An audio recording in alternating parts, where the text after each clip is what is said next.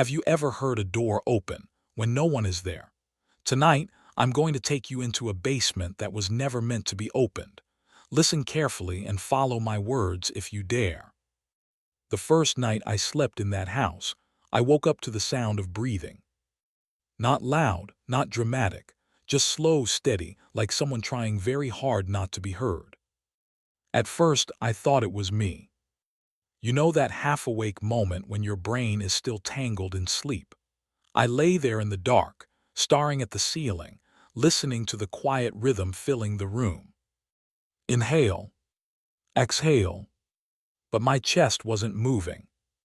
And that's when I realized the breathing wasn't coming from me. It was coming from somewhere else in the house. I stayed very still, listening. The house was old, one of those wooden farmhouses that settle and creak with every shift in temperature. I told myself that's what it was: old wood expanding, pipes cooling, normal sounds. But breathing has a pattern, and patterns are hard to ignore. Inhale, exhale, inhale, exhale. I held my breath to test something. The sound kept going. A quiet wave of cold moved through my stomach. Someone was inside the house. That was the only explanation that made sense. I pushed the blanket off slowly and reached for the lamp beside the bed. My hand felt clumsy in the dark, knocking against a stack of moving boxes I still hadn't unpacked. The lamp clicked on. The room looked exactly how I left it. Bare walls, 2 boxes by the closet, 1 chair by the window. No one. But the breathing stopped the moment the light came on. Just silence. The kind of silence that feels like it's watching you. I sat there for a long time, waiting for the sound to start again. It didn't. Eventually, I convinced myself it was nothing, just the house settling, my mind playing tricks after a long day of moving. That's what I told myself. Because the truth is, the house had been too cheap. That should have been the first warning. The place sat at the very end of a narrow dirt road about 20 minutes outside town. No neighbors close enough to see their lights at night. Just fields on both sides and a line of trees that looked almost black after sunset. When I first saw the listing online, I thought it had to be a mistake. 3 bedrooms, large property, old farmhouse style. And the rent was almost half of what anything else in the area cost. I called immediately. The landlord sounded tired, like he'd answered the same question too many times. Yes, he said, the price is correct. I asked him why it was so low. He paused. Just a second. Then he said the house had been vacant for a while, and he needed someone to take care of it. That was it. No long explanation, no awkward hesitation. Just vacant for a while. At the time, that sounded perfect to me. I needed quiet. I'd just come out of a messy year, lost my job, ended a relationship that probably should have ended long before it did. The city felt loud and crowded and full of reminders I didn't want anymore. So when I drove out to see the place, the silence actually felt good. The house itself looked older than the photos. White paint faded to a dull gray. The wooden porch sagged slightly in the middle. Tall grass swayed across the yard like the place had been forgotten. But it still had something peaceful about it. The kind of quiet you imagine when you want to disappear for a while. I met the landlord in the driveway. He was a thin man in his 60s, wearing a faded brown jacket even though it wasn't cold. He barely looked at me while unlocking the door. House is old, he said. You'll hear noises at night. At the time I thought he meant normal house noises. Pipes, wind, wood settling. I nodded like it didn't matter. Inside, the place smelled like dust and old wood. Sunlight pushed through tall windows, lighting up empty rooms with scuffed wooden floors. The living room was bigger than I expected. The kitchen was outdated but clean. And upstairs, there were 3 bedrooms with slanted ceilings and narrow hallways. The whole place felt quiet. Not peaceful quiet, just quiet in a way that made every small movement noticeable. Like the house was paying attention. While I walked around, the landlord stayed near the front door. He didn't follow me upstairs. He didn't explain anything about the house. He just waited. When I came back down, I asked the question that had been bothering me. How long was it empty? He rubbed his hands together slowly. Couple years. That seemed like a long time. Why? Another pause. Then he said something strange. People don't stay long. The way he said it wasn't dramatic. No creepy tone, no warning. Just a quiet statement. I laughed a little. What, the house haunted or something? He didn't laugh back. Instead, he looked at the floor for a moment, then handed me the key. Rent's due first of the month. That was the entire conversation. Looking back now, I realize he never once asked if I actually wanted the place. He just assumed I'd take it. And I did. Because cheap rent and silence sounded like exactly what I needed. The first day moving in was normal enough. I brought a small truck with the few things I still owned. A couch, a mattress, some boxes of clothes and books. By sunset, I was exhausted.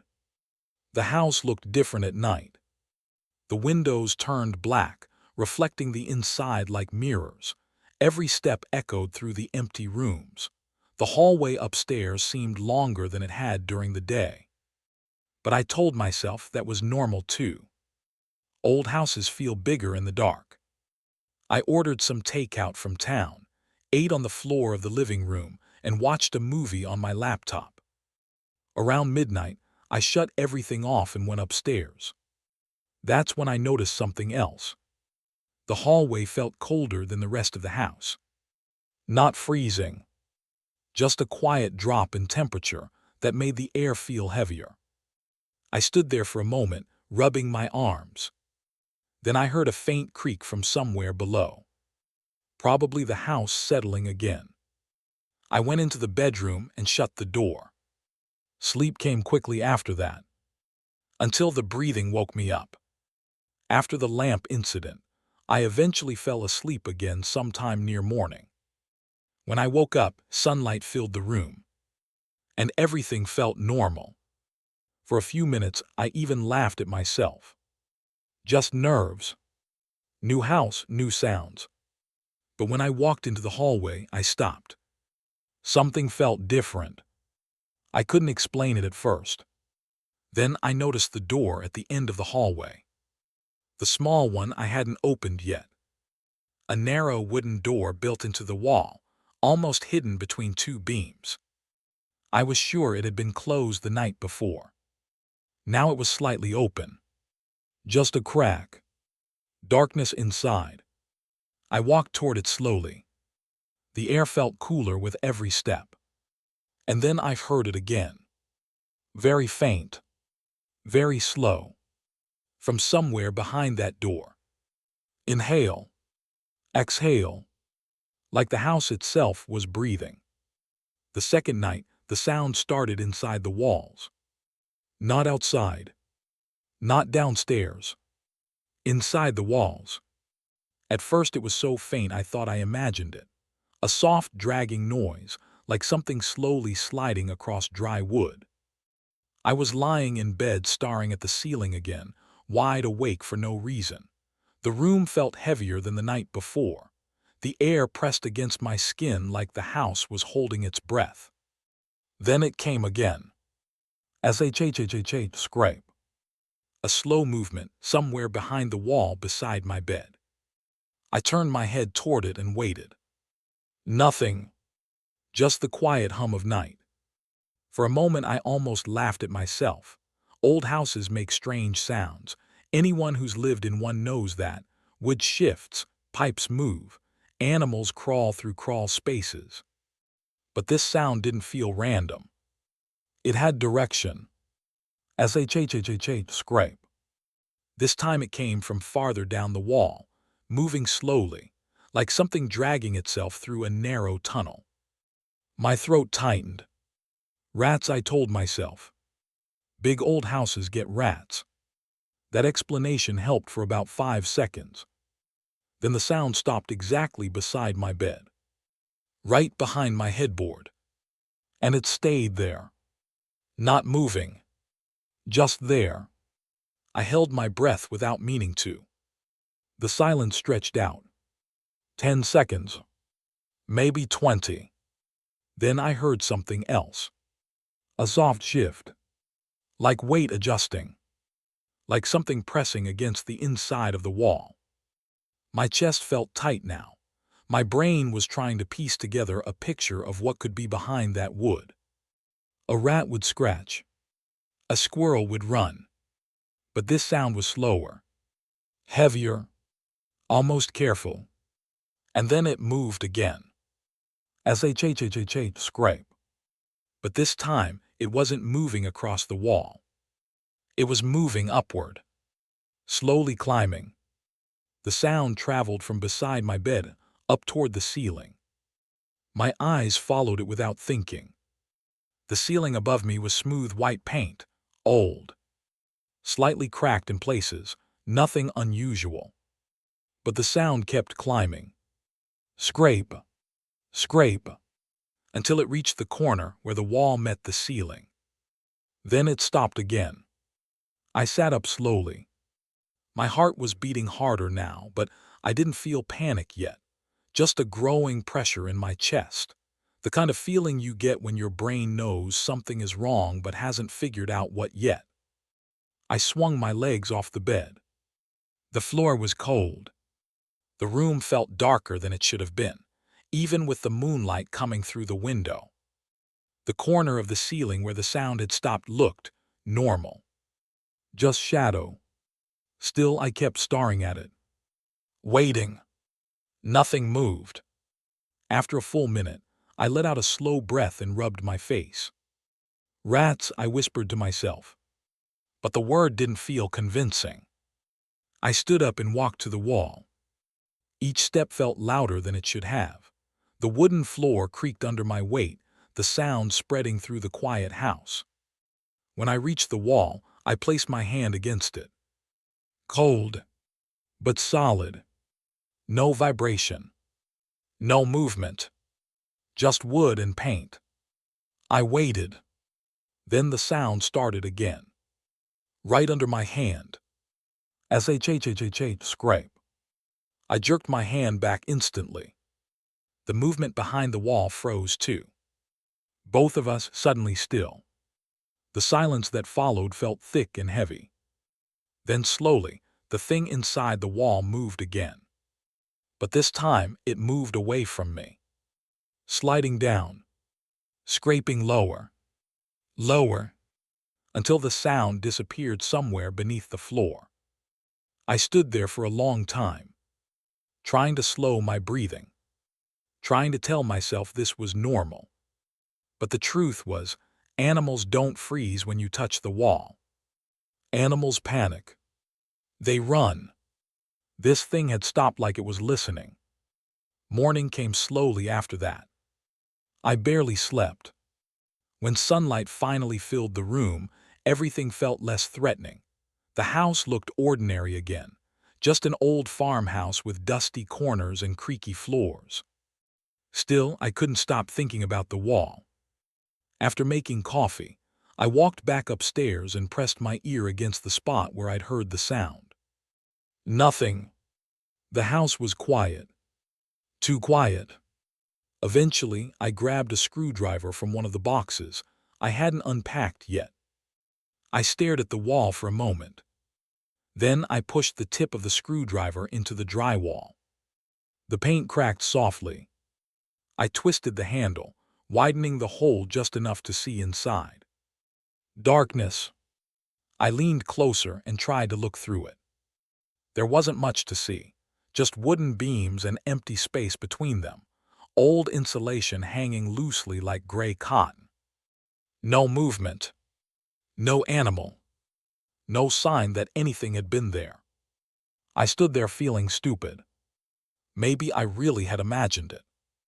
Maybe the house was messing with my head. I was about to turn away when something caught my eye. The insulation inside the wall wasn't still. It was slowly settling, like something had pushed through it recently. A narrow path ran through the dusty gray material. A tunnel. My stomach tightened. I grabbed my phone and turned on the flashlight, shining it through the hole. The beam lit up the inside of the wall. And that's when I saw the scratch marks. Long, thin grooves carved into the wood beams. They ran vertically, up and down, like something had been climbing inside the wall for a long time. My skin prickled. Those marks weren't new. They were dark and worn, like they'd been there for years. Something had been moving through these walls long before I arrived. I stepped back slowly. The quiet house suddenly felt different again. Not empty. Occupied. And then something strange hit me. If those marks had been there for years, why hadn't the landlord mentioned animals? Why hadn't he called pest control? I pulled my phone out and searched the property listing again. The price still looked ridiculous, almost suspicious. Then I noticed something I hadn't paid attention to before. The listing had been reposted multiple times over the past 2 years, each one lasting only a few weeks. Like tenants kept leaving. The landlord's words came back to me. People don't stay long. A slow unease spread through my chest. Maybe the noises weren't the reason people left. Maybe they were just the beginning. I tried to focus on normal things for the rest of the day, unpacking boxes, cleaning the kitchen, opening windows to let fresh air into the house. But every quiet moment brought the same feeling back. Like something in the walls was aware of me now. Night came quicker than I expected. And with it the sounds returned. This time they didn't start near my bedroom. They started downstairs. As they scrape. I froze halfway up the stairs. The sound came from the living room wall. Slow, heavy, moving sideways, like something was traveling through the house, following the walls from room to room. I held onto the stair railing and listened. The sound moved from the living room to the kitchen, then along the hallway. Then it stopped again, directly beneath my feet, right inside the wall beside the staircase. The wood creaked softly as the house settled, and for a moment everything went silent. Then something happened that made my stomach drop. A slow, hollow knock echoed from inside the wall. 3 soft taps. Tap, tap, tap. Not scratching, not scraping, knocking. Like something inside the walls knew exactly where I was standing. The breathing was louder under the house. Not a little louder. Close. Close enough that I could hear the wet pause between each inhale. For a moment, I just stood there on the staircase, staring at the wall where the knocking had come from the night before. 3 taps. Tap, tap, tap. I hadn't slipped after that. The sound inside the wall had slowly moved away again, sliding through the house like it was following some path only it understood. Eventually, the noises faded somewhere beneath the floor. But I never forgot the way those knocks felt. They weren't random. They felt deliberate, like something answering my presence. Morning didn't make things better this time. The house still looked ordinary in the daylight, but that feeling, the one that sat just under my skin, didn't go away. If anything, it felt stronger. I kept hearing the same question in my head. Where exactly were those sounds coming from? I already knew they moved through the walls. But walls have space inside them. And that space had to lead somewhere. That thought stayed with me while I searched the house. I started upstairs. The small door at the end of the hallway was still slightly open, just like the morning before. I pushed it wider and looked inside. It wasn't a room, just a narrow storage space built into the roof angle. The ceiling slanted down sharply, forcing me to crouch. Dust coated everything. Old wood beams. Spiderwebs stretched across the corners like gray fabric. Nothing had been touched in years. Still, the air inside felt colder, and the silence felt heavier. I crouched there for a minute listening. Nothing. No breathing. No movement. Just the faint creak of the house, adjusting to the morning sun. So I backed out and closed the door again. Next, I checked the walls downstairs. I pressed my ear against the living room wall, where the sound had moved the night before. Quiet. The kitchen wall. Nothing. The hallway. Still nothing. For a moment I wondered if the thing, whatever it was, only moved at night. That thought should have comforted me. Instead, it made my stomach tighten.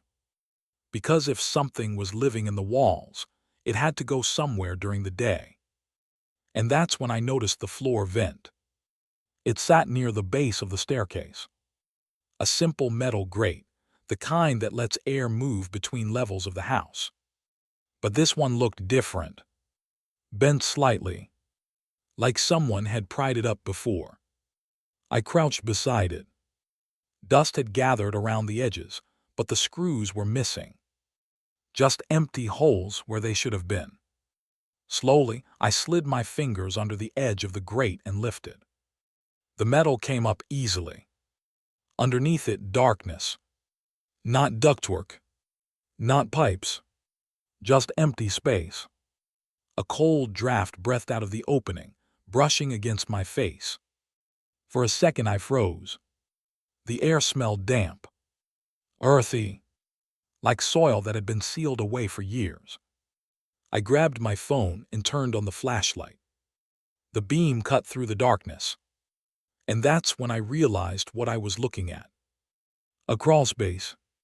A narrow dirt passage running beneath the house.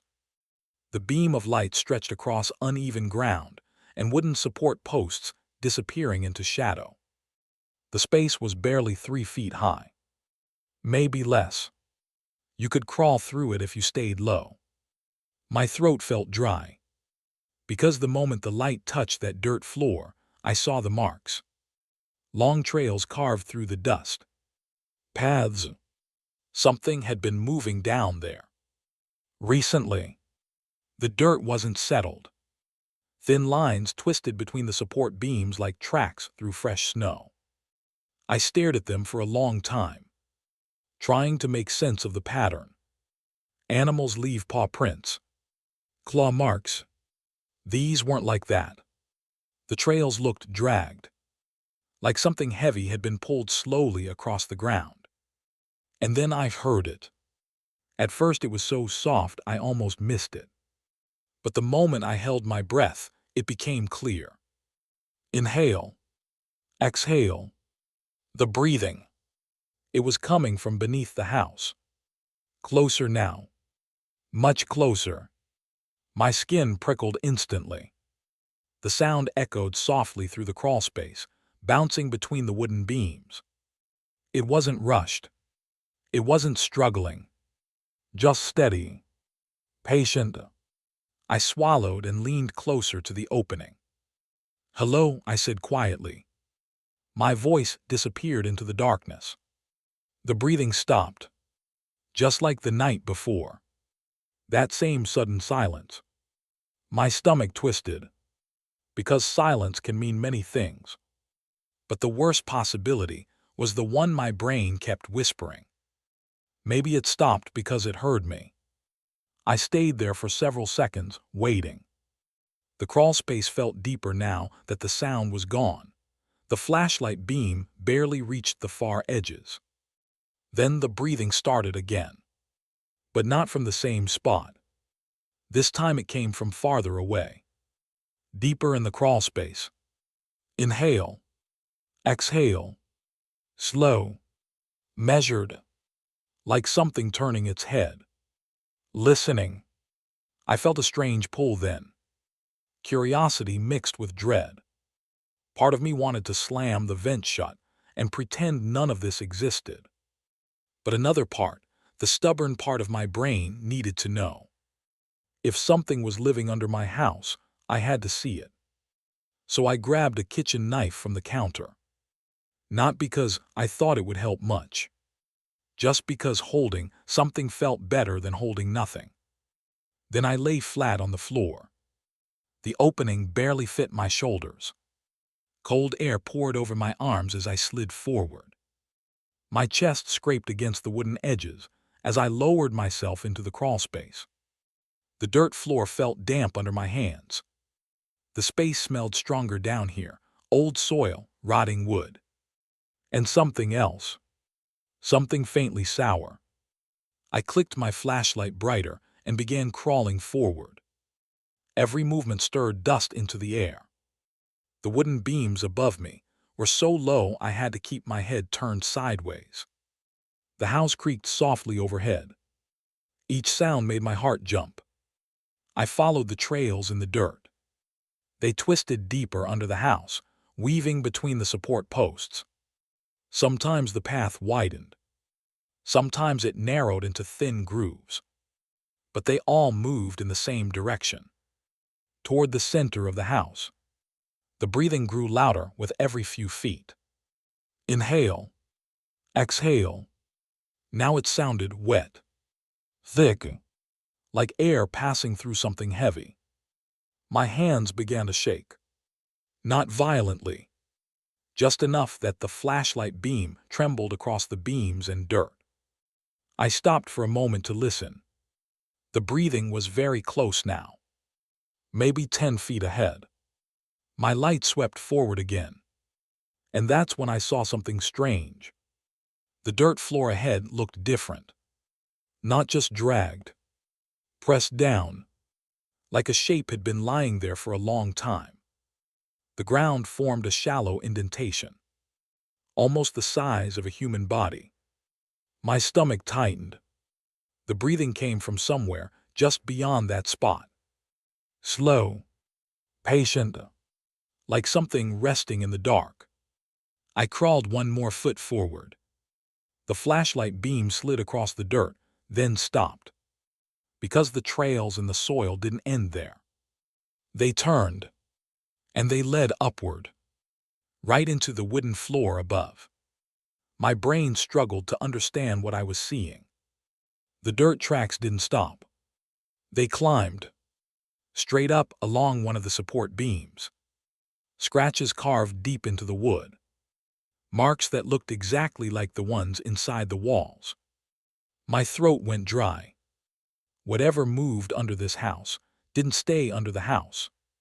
It climbed. Into the walls. Into the rooms. Into the places where people slept. The breathing stopped again. But this time, it stopped right above me. Somewhere inside the floorboards. I noticed the floor move before I understood what I was seeing. It was past midnight again. The house had gone quiet the way it always did after dark. That deep, hollow silence that presses against your ears. I was sitting on the couch in the living room, pretending to watch something on my laptop, but the screen had been paused for 10 minutes. Because the breathing had started again. Slow, heavy, somewhere beneath the floor. Inhale, exhale. The sound traveled through the wood like a dull vibration. Not loud, but steady enough that once you noticed it, you couldn't ignore it. At first I tried to stay calm. The crawl space existed. I had seen it. Animals could live under houses. But animals don't breathe like that. Animals move quickly, nervously. This breathing felt impatient. Like something resting. Waiting. I leaned forward on the couch and pressed my palm against the floorboards. The wood was cool. Still. The breathing continued beneath it. Inhale, exhale. My stomach felt tight again, that same slow dread that had been building for days. I kept remembering the tracks in the dirt under the house, the deep scratches climbing the support beam, the way the breathing had stopped above me in the crawl space. Like something had been listening. For the first time since moving in, a thought crossed my mind that I didn't want to admit. What if it wasn't an animal? The house creaked softly somewhere upstairs. Then the breathing changed. It grew slightly louder. Closer. My eyes dropped to the floor again. The boards beneath the coffee table looked normal. Old wood, faded scratches, small gaps between each plank. Nothing unusual. But the sound kept rising. Inhale. Exhale. Now it sounded directly beneath the living room. Beneath me. I leaned down slowly, bringing my ear closer to the floor. The breathing was clear now. So clear that I could hear a faint wetness in each exhale. Like air passing over something thick. My skin prickled. I should have stood up then. I should have walked outside. Instead, I kept listening. Because something about the sound was changing again. The breathing wasn't just louder. It was shifting. Like the source was moving closer to the floorboards themselves. A quiet pressure built beneath the wood. At first it was so small, I thought I imagined it. Then I saw it. One of the boards near the center of the room lifted slightly. Barely noticeable. Maybe a few millimeters. But it moved. Slowly. Like something underneath it had pushed upward. My body froze. The board settled again. The breathing stopped. The room fell completely silent. For a moment, I thought it was over. Maybe the wood had just warped. Old houses shift all the time. I sat back on the couch, trying to slow my heartbeat. Then it happened again. Another board lifted. This time the movement was clearer. A slow rise. The wood bending upward before settling back into place. Like something testing the floor. My chest tightened. The breathing returned. But now it was different. Closer. Almost touching the underside of the floorboards. Inhale. Exhale. The sound filled the space beneath the room. And with each breath the wood creaked. Tiny shifts. Small flexes in the planks. My brain tried to stay rational.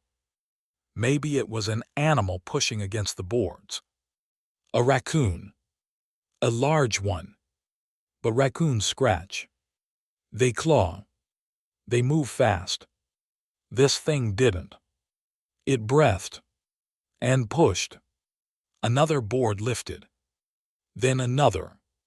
3 planks near the center of the room slowly bent upward before sinking back down. Like something large, adjusting its position beneath them. The house groaned quietly around me. I stood up without realizing it. My feet moved backward until I was against the wall. My eyes stayed locked on the floor. The breathing stopped again. The silence felt heavier now. Like the house itself was waiting. Seconds passed. Then something slid across the underside of the boards. A slow dragging sound. As a scrape. My stomach dropped. Because the sound wasn't moving away. It was moving directly beneath the spot where I had been sitting. Like something had crawled under the couch. The floorboard there lifted higher this time. Just enough that I saw the thin shadow between the planks widen. My throat went dry. I couldn't see through the gap. But I knew something was directly beneath it. Breathing. Waiting. Another slow push from below. The wood creaked loudly. For a second the board lifted enough that dust drifted up through the crack. And then I saw something move in the darkness underneath. Not clearly. Just a shift.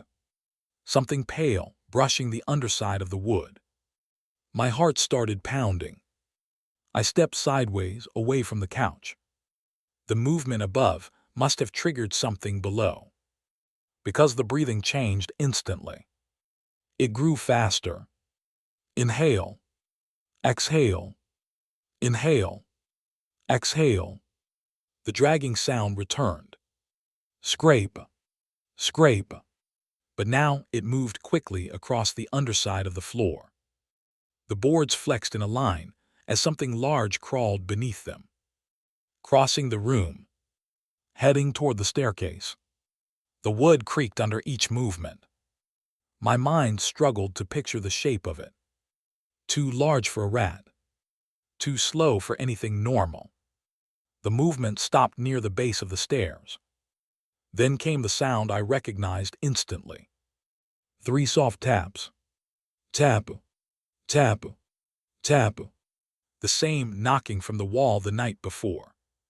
Except now it came from beneath the floor, directly beside the staircase.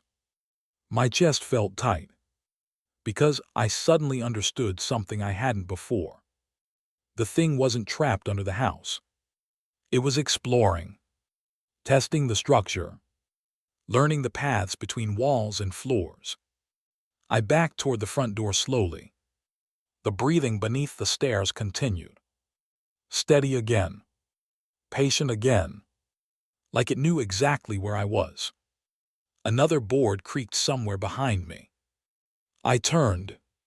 The floor in the center of the room lifted again. But this time it didn't settle right away. The plank stayed slightly raised, held there by pressure from underneath. For a long moment, nothing else happened. Then something pressed upward against the wood, hard enough that the plank bent.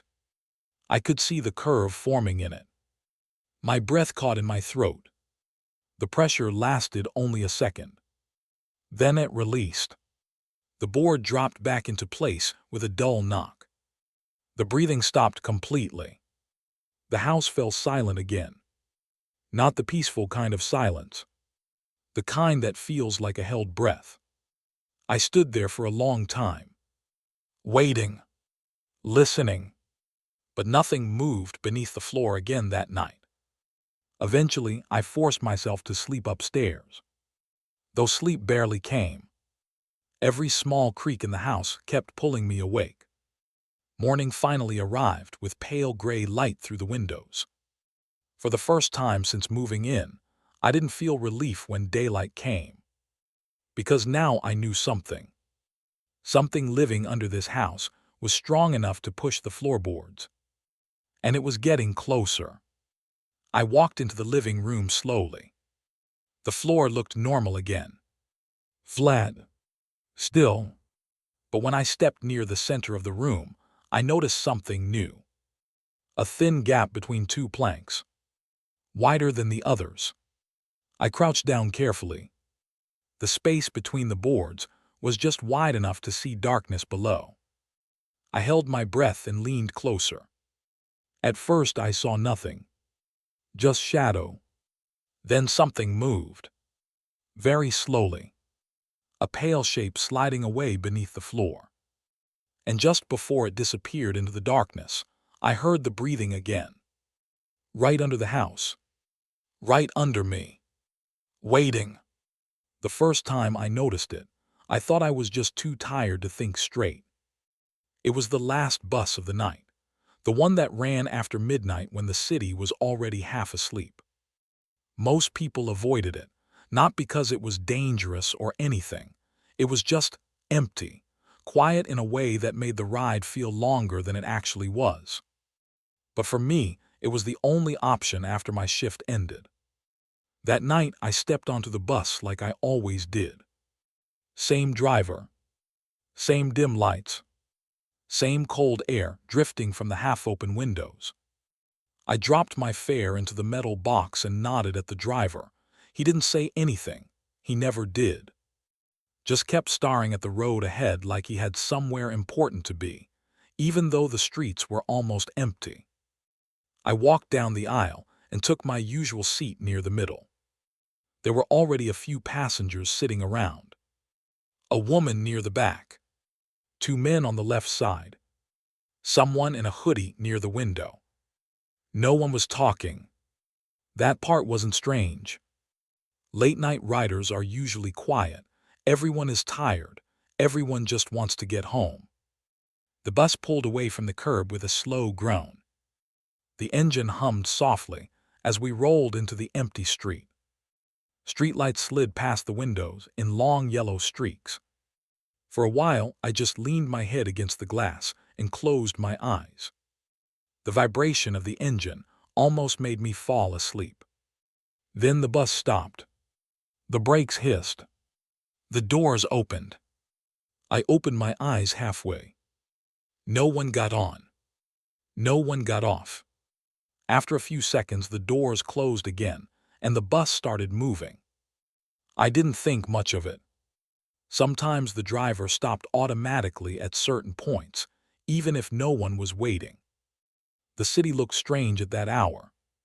Quiet intersections. Dark storefronts. Empty sidewalks.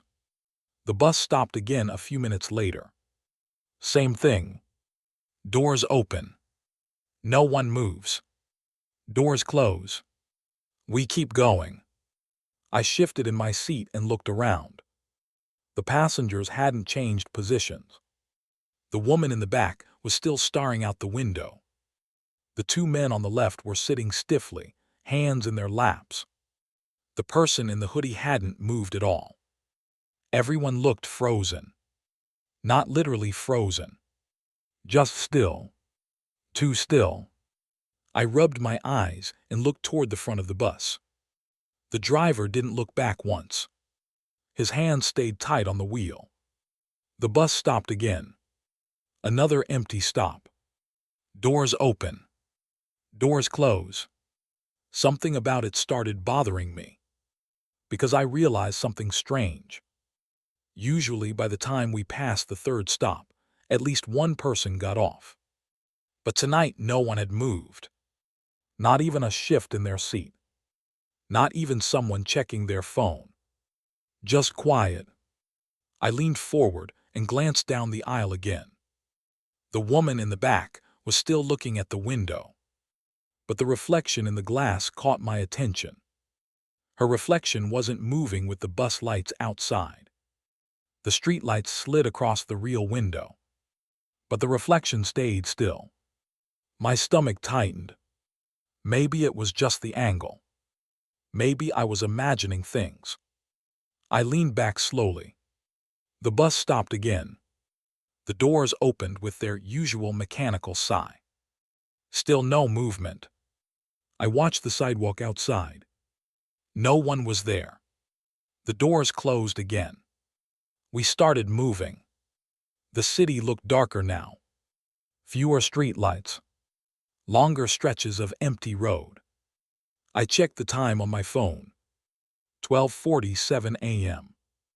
Normally by now the bus would be gone. But when I looked around again, everyone was still there. Same seats. Same posture. Same silence. I frowned and leaned into the aisle a little. That's when I noticed something else. The man sitting 2 rows ahead of me hadn't blinked once. His eyes were open, looking forward. But they didn't move. Not when the bus turned. Not when the lights passed across his face. He just stared. Like a mannequin someone forgot to move. A strange chill crawled up my neck. I told myself he was probably just tired. But something about the stillness of the whole bus made that explanation feel weak. The bus slowed again. Another stop. The doors opened. This time I watched carefully, waiting for someone to stand up. No one did. Even the driver didn't turn his head. The doors closed again. We pulled away. That's when the thought hit me. I had taken this bus dozens of times. I knew the route. And something wasn't right. We had already passed the stop where the 2 men ahead of me should have gotten off. They hadn't moved. Not even slightly. I leaned forward and cleared my throat. "Excuse me," I said quietly. No one answered. The sound of my own voice felt strange in the silent bus. I tried again, a little louder. "Is anyone getting off soon?" Still nothing. The bus rolled through another intersection. The passengers didn't react, didn't look up, didn't shift, didn't breathe loudly. Just sat there. The woman in the back finally moved. But it wasn't what I expected. Her head tilted slightly, very slowly, until she was looking down the aisle. At me. Her face was hard to see in the dim light, but I could tell her eyes were open, watching. My throat went dry. For a moment, neither of us moved. Then the bus stopped again. The doors opened. The woman didn't stand up. She didn't look toward the door. She just kept staring at me. The doors closed again. The bus kept going. Something about that moment made my chest feel tight. Because suddenly I realized something else. We had passed at least 6 stops by now, and I hadn't seen a single person leave. But more importantly, I hadn't seen anyone get on either. The same passengers had been sitting here since the beginning of the ride. Every single one. I slowly turned toward the window. The street outside looked unfamiliar now. Dark roads I didn't recognize. The bus kept moving, the engine humming steadily. I stood up halfway from my seat and leaned toward the front. "Hey," I called toward the driver. No response. The driver didn't react at all. Didn't turn his head. Didn't move his shoulders. He just kept staring straight ahead. My heart started beating faster, because the road outside looked wrong. I leaned farther into the aisle and looked through the front window. The streetlights had disappeared. The road stretched forward into darkness. No buildings. No houses. Just empty road. The bus stopped again. The doors opened slowly. But this time, something was different. Outside the door, there was nothing. No sidewalk. No street. Just darkness. The woman in the back finally spoke. Her voice was quiet, almost gentle, but it made the cold crawl straight through my chest. "You missed your stop." I turned toward her. "But that's okay," she said softly. "Everyone misses it the first time." And that's when I realized something that made my stomach drop. The bus hadn't turned around. It hadn't taken a new route. We were still moving forward. But somehow, we had already passed the end of the city. The first time I noticed him, I thought he was just another tired passenger. But by the third night, I realized something was very wrong. It started after the strange ride where the road outside the bus seemed to disappear into darkness. I told myself I had imagined it. Lack of sleep can do strange things to your mind, especially after working late shifts every night. So the next evening, I got on the same last bus again. Same driver. Same dull lights buzzing above the seats. Same empty streets waiting outside. And at first, everything looked normal. A few passengers were scattered around the bus. Someone near the front reading something on their phone. A woman halfway down the aisle with her head leaning against the window. And then I saw him. The passenger in the very back seat. He was sitting perfectly still, right in the middle of the last row. His back straight. His hands resting on his knees. And his eyes looking straight ahead. At first I didn't think much of it. Some people just sit like that. I dropped into my usual seat and pulled out my phone. The bus began moving again with its slow, heavy rumble. Streetlights slid across the windows. Buildings drifted past like quiet shadows. But after a few minutes, something began to bother me. A small feeling, hard to explain. I glanced toward the back again. The man hadn't moved. Not even a little. His posture was exactly the same. His head pointed forward like it had been locked there. Maybe he was just focused on something. Maybe he was thinking. Still, something about it felt unnatural. The bus stopped at the next station. The doors hissed open. A young guy stepped off the bus and walked into the empty street. The doors closed. We kept going. I checked my phone again. 5 minutes passed. Then 10. And when I looked back again, the man was still sitting the exact same way. No shifting. No leaning.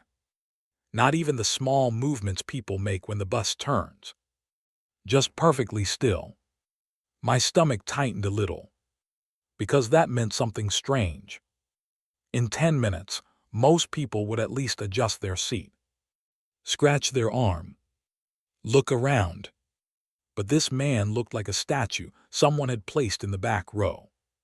The bus turned left, a strong turn that made everyone slide slightly in their seats. Everyone except him. His body didn't move at all. Not even an inch. I leaned slightly into the aisle, pretending to stretch. From that angle, I could see his face more clearly. And that's when I noticed his eyes. They were open, wide, staring straight ahead. And they hadn't blinked once. I watched carefully. 5 seconds. 10 seconds. Still nothing. No blink. No twitch. Just those same fixed eyes looking toward the front of the bus. A cold feeling crawled up my spine. I quickly looked away and pretended to check my phone again. Maybe I was overthinking it. People can stare without blinking for a while. But something about the way he sat there. It didn't feel human. The bus stopped again. Doors open. Doors close. Passengers shifted. Someone coughed. The engine hummed louder as we climbed a small hill. I looked back again. The man was still there. Same posture. Same staring eyes. And suddenly, I noticed something even stranger. The light above the back seat flickered slightly. But his shadow didn't move. Every time the light flickered, the shadows in the bus shifted. Seats stretched.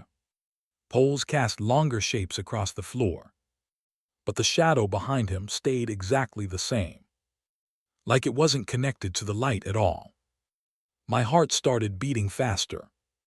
I turned toward the front and looked at the driver. He didn't react. Didn't check the mirror. Didn't look back. Just kept driving. Almost like the back of the bus didn't exist. I leaned toward the aisle again. The man's eyes were still open. Still staring forward. Then something small happened. So small that at first I wasn't sure I had seen it correctly. His head moved. Not a normal movement. Not someone turning to look at something. Just a tiny shift. A slow tilt. Like something inside his neck had loosened slightly. Now he wasn't staring straight ahead anymore. Now he was staring directly at the back of my seat. My chest tightened. Because that meant something. He had moved. And the first thing he chose to look at was me. I slowly turned forward again, pretending not to notice. But I could feel it. That heavy feeling people get when someone is watching them. You know the one. Like invisible weight pressing against your skin. I could feel his eyes on the back of my head. Minutes passed. The bus continued down its quiet route. But I couldn't relax anymore. Finally, curiosity got the better of me. I turned around again. The back seat was empty. My stomach dropped. I blinked in confusion. The man was gone. The entire last row of seats was empty. I quickly looked down the aisle. No one was walking. No one had passed me. The bus had been moving the entire time. He couldn't have gotten off. I stood halfway out of my seat and looked around. Passengers near the front were still sitting quietly. But no one had walked past me, which meant there was only one explanation. He had been sitting behind me. And somehow, he had disappeared without leaving the bus. My heart started pounding harder. I looked toward the front mirror near the driver, the one that reflects the entire aisle. And that's when my blood turned cold. Because in the mirror, the back seat wasn't empty. The man was sitting there again. Same posture, same staring eyes. But this time, he wasn't looking forward. He was looking straight at the mirror, which meant he was looking straight at me. I slowly turned around again. The back seat was empty. I looked at the mirror. He was still there, still watching, still not blinking. The bus rolled through another dark intersection. No one else seemed to notice. No one reacted. It felt like I was the only one who could see him. And then something even worse happened. The man in the mirror slowly lifted one hand, just slightly, and pointed toward the front of the bus, toward the driver. I followed the direction of his finger. The driver was still staring forward, still gripping the wheel tightly. But now I noticed something I hadn't seen before. The driver's eyes. They weren't looking at the road. They were staring at the mirror too, at the same reflection, at the same silent passenger sitting in the back. And that's when the driver finally spoke for the first time since I had ever boarded the bus. His voice was low, dry, almost tired. "You see him too." The bus slowed down in a place that shouldn't have existed. I noticed it before the driver even touched the brakes. The road ahead looked wrong. Not broken, not blocked, just unfamiliar. I had taken this route for almost 2 years. Every night after my shift ended at the warehouse, I caught the last bus home. Same cracked sidewalks, same dim streetlights, same row of closed shops with metal shutters pulled down like tired eyelids. I knew every turn, but the road ahead wasn't one of them. The bus engine lowered into a tired rumble as the driver eased his foot off the gas. Outside the window, the buildings had slowly disappeared. No houses, no stores, just empty land stretching into darkness. I leaned closer to the glass. A thin fog hovered over the ground. The streetlights ended about 50 meters behind us. Ahead there was nothing. No light. No signs. Just a narrow road vanishing into black. The bus rolled forward a few more meters and then stopped. The brakes hissed softly. No one moved. For a moment, the only sound inside the bus was the low hum of the engine and the faint rattle of the windows. I frowned and looked around. That was the first strange thing. Usually, by this point in the route, most of the passengers were gone. The old woman with the grocery bags always got off near the pharmacy. The construction worker left 2 stops after that. The teenager with the headphones usually stepped off near the apartment towers. But tonight, everyone was still here.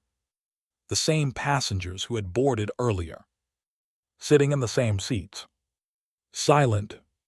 Still. My eyes drifted to the back. He was there again.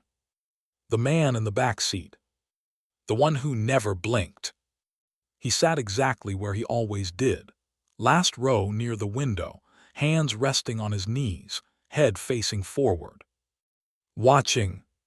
Not looking at anyone. Not moving.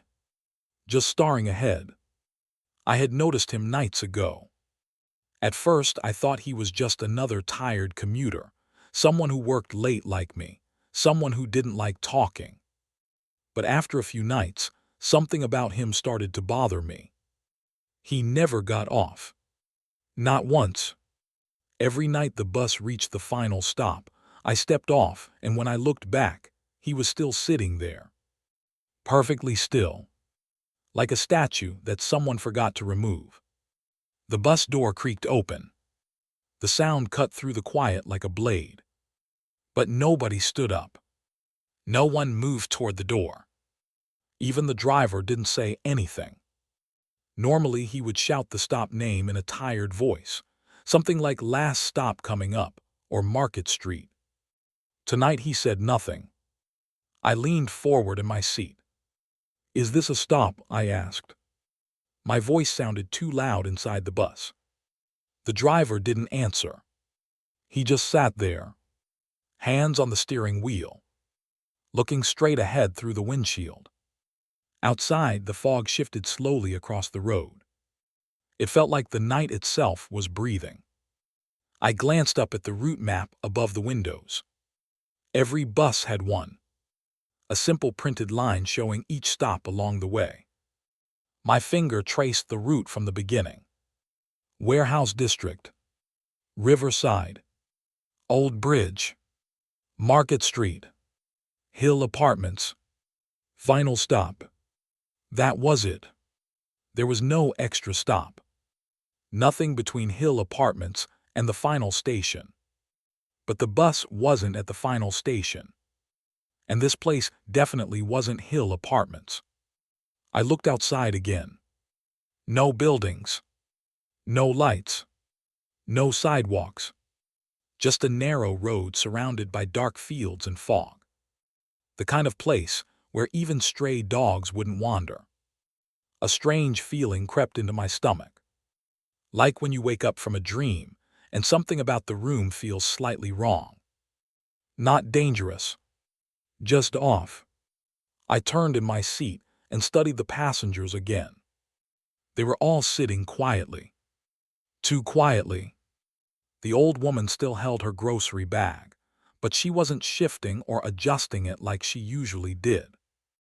The construction worker sat with his hands on his thighs. The teenager's headphones were still on, but no music leaked from them tonight. No tapping foot. No nodding head. Just stillness. I swallowed. Then I noticed something else. None of them were looking at the door. They were all facing forward. Exactly like the man in the back. My chest tightened a little. I glanced toward the driver again. "Sir," I said carefully. "Where are we?" Still nothing. His shoulders didn't move. His head didn't turn. Even his breathing seemed absent. The bus lights flickered once. Just for a second. The yellow glow dimmed and returned. And in that brief flicker, I thought I saw something outside. A shape in the fog. Standing near the edge of the road. Tall. Thin. Watching the bus. My heart skipped. I blinked and leaned closer to the window. The fog drifted slowly across the field. But the shape was gone. Maybe it was just a tree. Or a signpost. Or my tired brain playing tricks. Still, I kept staring, waiting for it to appear again. Behind me, I heard a faint sound. Fabric shifting. I turned slowly. The passengers hadn't moved. Not the old woman. Not the construction worker. Not the teenager. Then I looked at the back. The man in the last seat. My stomach dropped. His head was tilted slightly now. Not forward, but toward the aisle. Toward me. I couldn't see his eyes clearly in the dim light. But I could feel it. He was looking at me. For the first time since I had noticed him on this route. A cold pressure built behind my ribs. I forced a small breath out through my nose and looked away. Don't stare. That's what people always say. If someone weird is watching you, don't give them attention. But the feeling didn't go away. It only grew heavier. Outside, the fog thickened. The open bus door creaked slightly in the wind. No one got on. No one got off. The driver suddenly moved. Just a small motion. His hand shifted on the steering wheel. The engine rumbled louder. Then the door slowly closed with a tired mechanical sigh. The bus began moving again. No announcement. No explanation. Just forward motion into the darkness. Relief washed over me for a moment.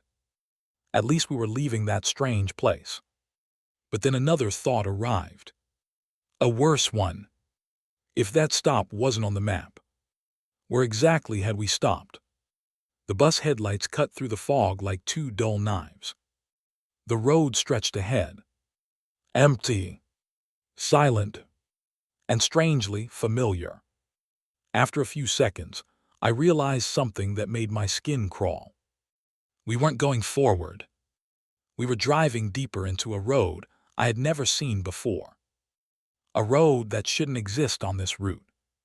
Behind me, I heard another small movement. Slow. Careful. Like someone adjusting their posture after sitting still for too long. I didn't want to look back. But I did. The man in the back seat had leaned forward slightly. His hands still rested on his knees. But his body was closer to the aisle now. And even in the dim light, I could see his eyes clearly for the first time. They weren't focused on the road anymore. They were locked on me. Unblinking. Like he had been waiting for this exact moment. And suddenly, I had the horrible feeling that the bus hadn't stopped on that empty road for no reason. It had stopped to pick something up. And I wasn't sure anymore if everyone on this bus had boarded at normal stops. Because when I looked around again, the number of passengers seemed different. I couldn't prove it, but I was almost certain. There were more people sitting in the bus now than there had been before that stop. The footsteps started 3 nights after the upstairs neighbor moved out.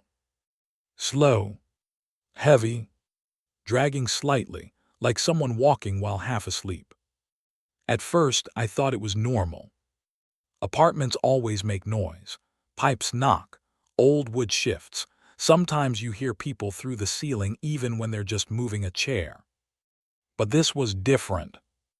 Because the apartment above mine was empty. I knew that for a fact. I watched the guy move out myself. It was a cold evening when he left.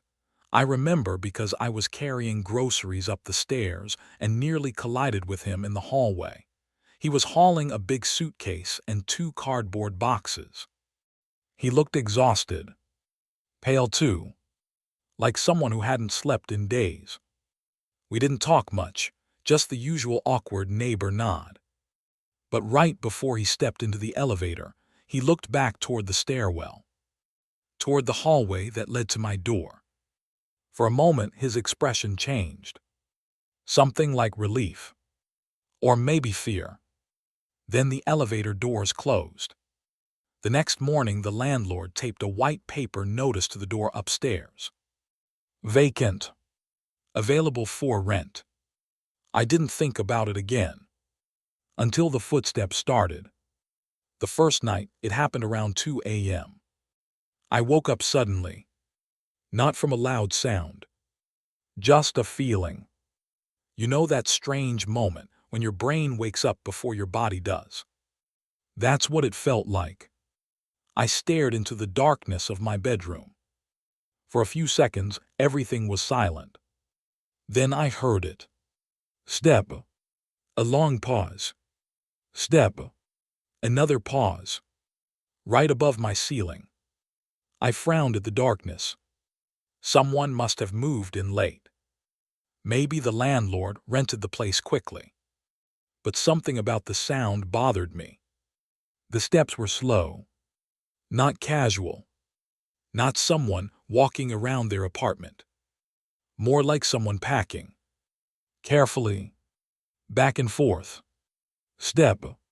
Pause. Step. Pause. The sound traveled from one side of the ceiling to the other. Then back again. I checked my phone. 7 a.m. Great. Just what I needed before work. I turned onto my side, pulled the blanket over my shoulder and tried to ignore it. The footsteps continued for another 10 minutes. Then they stopped. The silence afterward felt thicker than before, like the apartment was holding its breath. The next morning, I ran into the landlord outside near the mailboxes. An older guy named Mr. Qureshi. Friendly enough, but always rushing somewhere. "Morning," I said casually. "Looks like someone moved into the upstairs place pretty quick." He looked confused. "Upstairs?" "Yeah, above my unit." He shook his head. "No one yet, still empty."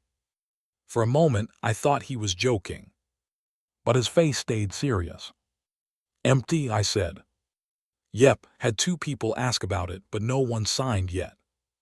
A small chill crept across the back of my neck. "Oh," I said slowly, "weird." He checked his watch. "Why?" I hesitated, then shrugged. "Thought I heard someone walking around last night." He gave a tired smile.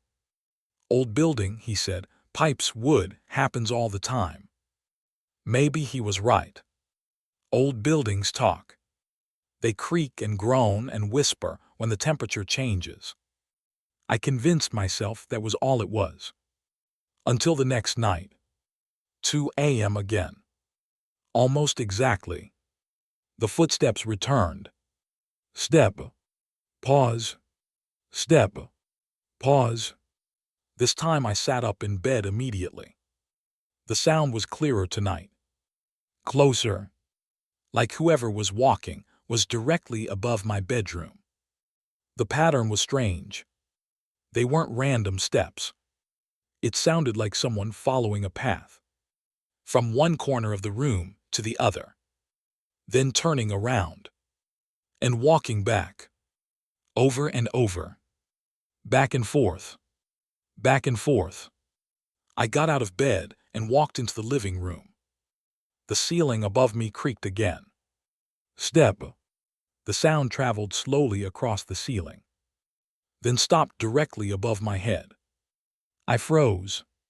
The pause stretched longer than before. 5 seconds. 10. Then. Step. The sound moved away again. A weird irritation replaced my sleepiness. If someone had secretly moved in, fine. But packing around like that every night. At 2 in the morning. I grabbed my phone and stepped into the hallway. The building was silent. Yellow ceiling lights buzzed softly. I climbed the stairs slowly. Each step echoed faintly in the empty stairwell. When I reached the second-floor landing, I stopped. The hallway was empty. The door to the upstairs apartment was still closed. And taped to it. The same white paper. Vacant.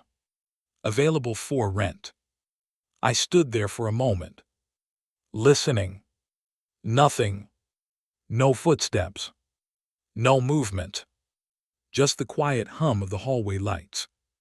I stepped closer. The door looked untouched. No new scratches.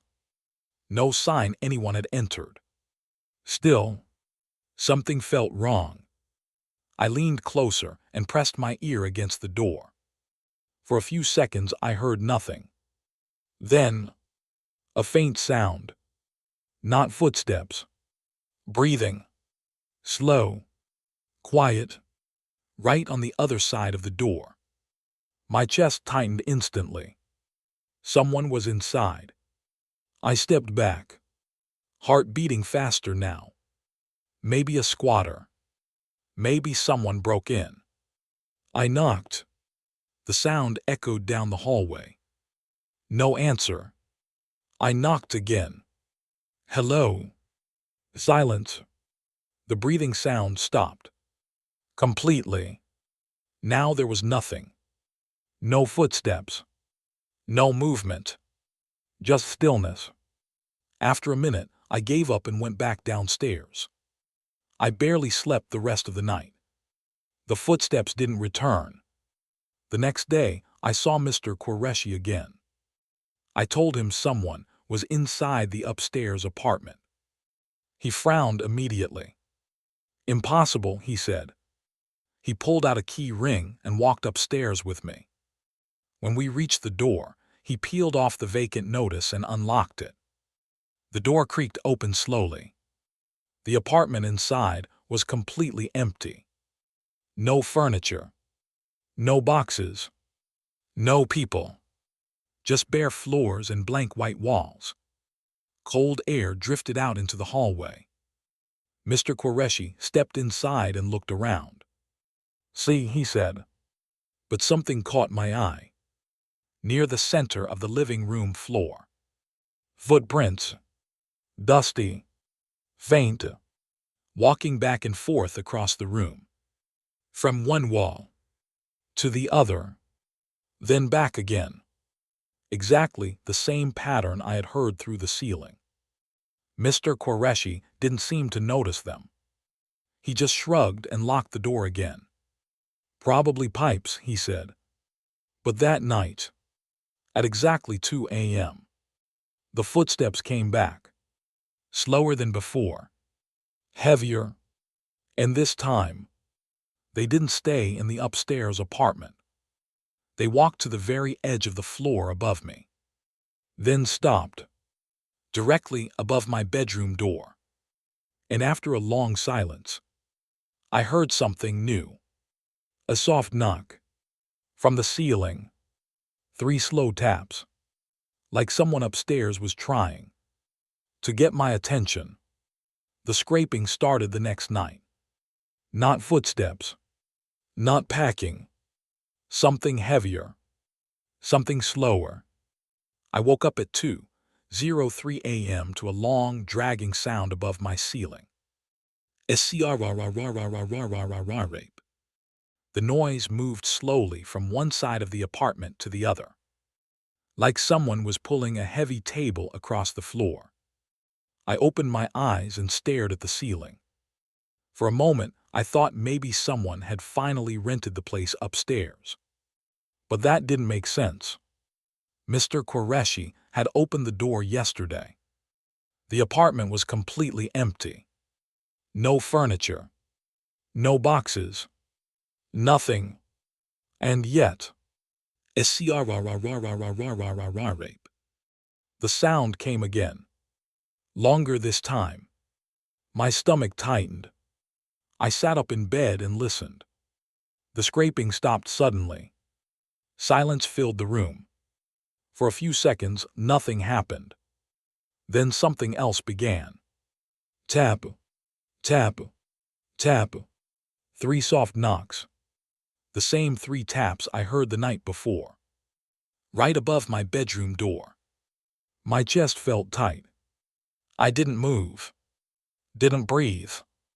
Just listened. Nothing followed. No footsteps. No scraping. Just silence again. I grabbed my phone. 2:06 a.m.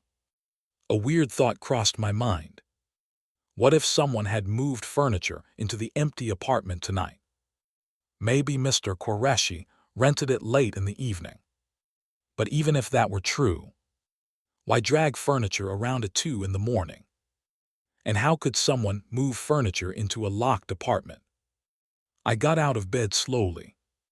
The air in my room felt colder tonight. I walked into the living room and looked up at the ceiling. It was quiet again. Then, rape. The sound started directly above my head. Long, heavy, slow. I could almost feel the vibration through the ceiling. Like something massive sliding across bare wood. My skin prickled. I walked toward the hallway. Another scrape followed. But this one sounded different. Closer. Lower. Almost like whatever was moving had reached the very edge of the floor above me. Then the sound stopped again. My brain tried to come up with logical explanations. Maybe maintenance workers. Maybe someone fixing the floor upstairs. But that idea fell apart quickly. Maintenance workers don't work in the middle of the night. And they definitely don't stop every time someone downstairs moves. I stood there for a long time, waiting, listening, nothing. Finally, I forced myself back into bed. But sleep didn't come easily. I kept staring at the ceiling, waiting for the sound to return. And eventually, it did. This time it sounded longer, like whatever was being dragged had grown heavier. The sound crossed the entire ceiling, then came back, again and again, back and forth, exactly like the footsteps before. Except now, it sounded like someone was dragging something enormous across the empty floor. Something that shouldn't even be there. After 15 minutes, the scraping stopped. And then something strange happened. For the first time, I heard two different sounds. One scrape, then another scrape, slightly delayed, like two heavy objects being dragged separately. My heart began beating faster, because that meant something.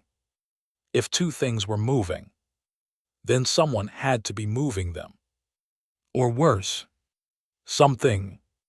The scraping continued for another 10 minutes. Then it stopped completely. I finally fell asleep near sunrise. The next morning, I checked the hallway upstairs again. The door still had the vacant notice. The lock looked untouched. But something new caught my eye. A thin line of dust under the door had shifted.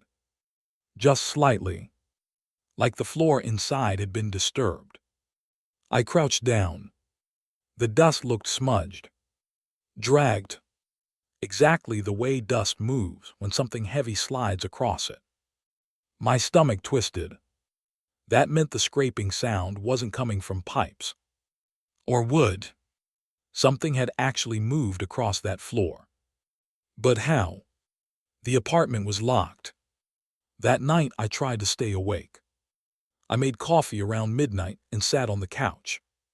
The building was quiet. Occasionally a car passed outside. Sometimes the refrigerator hummed. But mostly there was silence. I watched the clock on my phone. 1:40 a.m. 1:51 a.m. 1:59 a.m. Then 2:00 a.m. Right on time. The first scrape began. Louder tonight. Slower. Like something massive sliding across a bare wooden floor. My throat felt dry. I stood up slowly and looked at the ceiling. Another scrape followed. This one sounded closer to my living room. Then another, moving slowly across the apartment above me. Back and forth. Back and forth. The pattern was the same as before. But tonight there was something new. Between the scrapes, I heard breathing. Faint, slow, like someone exhausted from pushing something heavy. My chest tightened. That meant whoever or whatever was upstairs was struggling, dragging something across the floor. Again, and again, and again. Then suddenly, the scraping stopped halfway across the ceiling. Dead still. I waited, my heart pounding. Then something new happened. A soft thump, like something large being dropped onto the floor. Dust drifted down from the ceiling vent. I stared at it, confused, because whatever had been dragging across the floor had just stopped directly above my living room. And then, very slowly, something began to slide again. But this time, the sound didn't move across the upstairs floor. It moved downward. My stomach turned cold, because it sounded like something heavy was being dragged across the ceiling beams, right above my apartment, inside the floor itself. Rape. Closer now. Lower. The wood above me creaked softly. And in that moment, I realized something that made my skin crawl. Whatever was moving upstairs earlier wasn't dragging furniture across the floor. It was dragging something inside the space between the floors, right above my head. And whatever it was moving slowly, carefully, like it was searching. Rape. The sound stopped directly above the hallway, right above my bedroom door. Silence filled the apartment again. For a long moment, nothing happened. Then, 3 slow taps came from the ceiling. Tap, tap, tap. And this time, something tapped back from inside my bedroom. I remember the moment he handed me the key. It was heavier than I expected, cold metal and sharp at the edges. Like it wasn't just a key, it was a warning. I didn't know whether to laugh or drop it and run. "Go ahead," he said, his voice low, almost hesitant. "See for yourself." I nodded, pretending I wasn't shaking. The hall smelled faintly of mildew. The carpet beneath my feet was threadbare, fraying in places. The elevator dinged behind me, but I didn't look back. I couldn't, not yet. Apartment 302, 3 digits etched into a tarnished brass plate. I swiped the key into the lock. It fit perfectly, sliding in as though it had been waiting for me. I paused, hand on the doorknob, listening. Nothing, just the faint hum of the building at night. My reflection in the peephole made me flinch. I turned the knob slowly.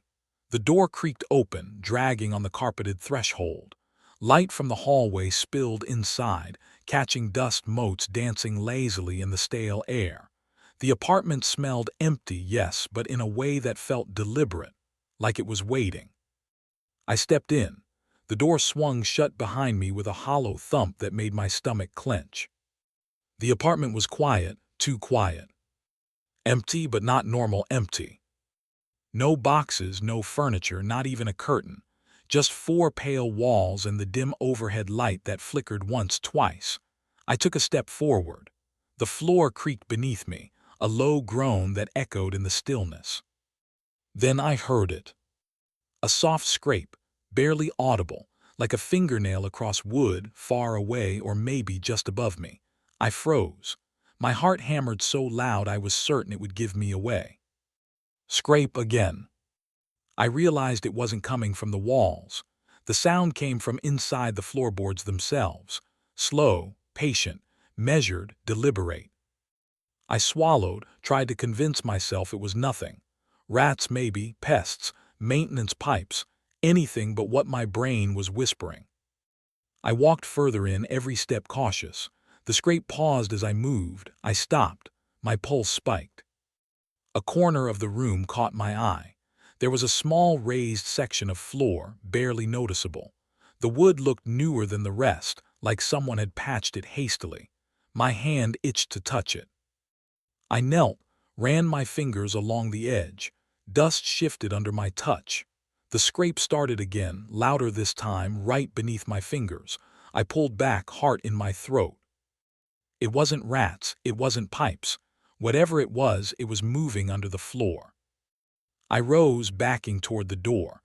My reflection in the window across the room caught me, a pale, tense version of myself. Then the scraping stopped completely. Silence swallowed the apartment. I told myself I was imagining things, that maybe the floorboards were just old, settling. But then I noticed something else. Tiny scratches in the dust along the floor's surface, shallow grooves that seemed to follow no pattern, except a slight curve toward that raised corner. I stepped closer. My foot hovered over the grooves. Another scrape, this time sharper, like someone or something was pressing upward against the wood. The hairs on the back of my neck stood up. I could almost hear it breathing down there. Slow, wet, dragging breaths. I tried to step back, but my feet felt heavy, rooted. Then I heard a shift behind me. The door, not the apartment door, but the main entrance across the hall. I spun, empty hallway. My own breathing sounded loud, unnervingly loud. I tried to move toward the raised corner to see if I could lift it to understand. My hands shook as I pressed against the wood. It was warm, alive somehow. Slight vibrations pulsed beneath my fingers, and then a whisper. Soft, almost lost in the silence, but unmistakable. "Why are you here?" I jerked my hand back, whipped around, empty. My chest heaved. Something cold dripped along my spine. The air was heavier now, thick, stale, watching. I crouched again, cautiously pressing my ear to the floor. The scraping had stopped, but beneath me I could feel it moving, slow, deliberate, circling, waiting. I wanted to leave, to grab the key and run, but some part of me, the part that hated being lied to, wanted to know. What was under the floor? Why did it move when I came near? I touched the raised corner again. My hand met resistance, like the wood was pressing back. And then it shifted, slightly. One side rose an inch, just enough to reveal a dark cavity beneath. My breath caught. Darkness deeper than the shadows around me stared back at me. The air smelled wrong. Wet, earthy, almost metallic. I peered in, my eyes adjusted. Nothing moved at first. Then a flicker, something black, low, curling at the edges of the cavity. It moved like smoke, but denser, intentional, watching. I pulled my hand back. My mouth went dry. The key felt impossibly heavy in my pocket. My phone in my hand trembled. I wanted to record it, to prove it, but fear paralyzed me. The thing shifted again, slow, a deliberate push against the floor, pressing upward. The scrape started once more, louder this time, urgent. I stepped back. My foot hit the edge of the doorway. The door clicked shut behind me, heart stopping. I hadn't touched it. Then a low breath hissed under the floor, like someone exhaling after a long struggle. I ran to the door, fumbling with the key, my hands slick with sweat. The key wouldn't turn, just slipped in my fingers. I tried again, and again. Scrape, a sudden rush beneath the floorboards. It moved fast now, as if impatient. I finally twisted the key. Door swung open. I didn't look back. I ran down the hall. My shoes echoed on the carpet. Every step made me feel like it was following, just under my feet. The landlord's office light was on. He looked up as I skidded in.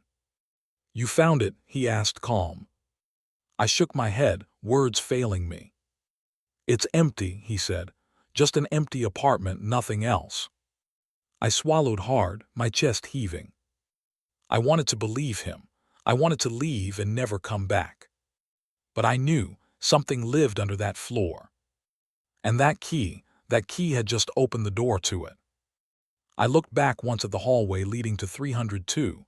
The shadows inside seemed thicker, waiting, patient. I pocketed the key, cold metal against my fingers, heavy. Somewhere inside, beneath the floorboards, I could still feel it moving, watching, waiting. And I realized, whatever it was, it hadn't finished yet. I stepped into my apartment, key still cold in my hand, and immediately felt it, the shift in the air. Something had changed.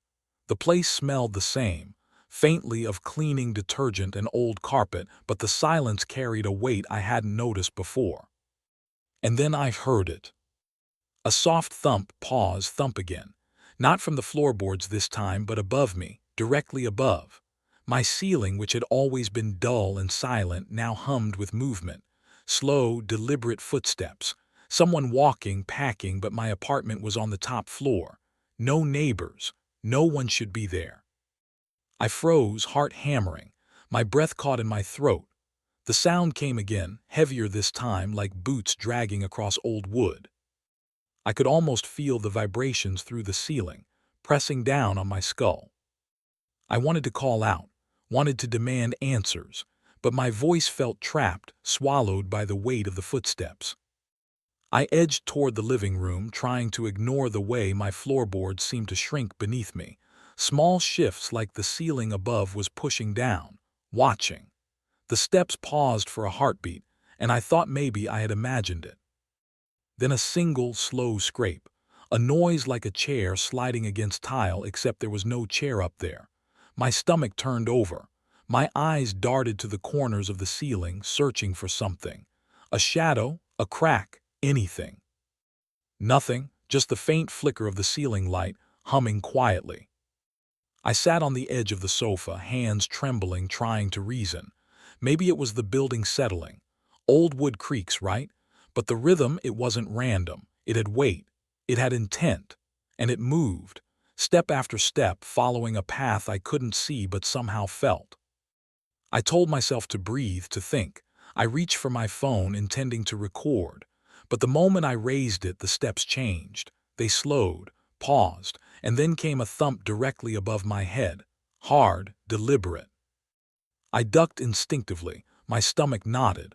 The hair on my arm stood on end. I could feel it, the presence above, heavy and patient, waiting. I tried calling the landlord, no answer.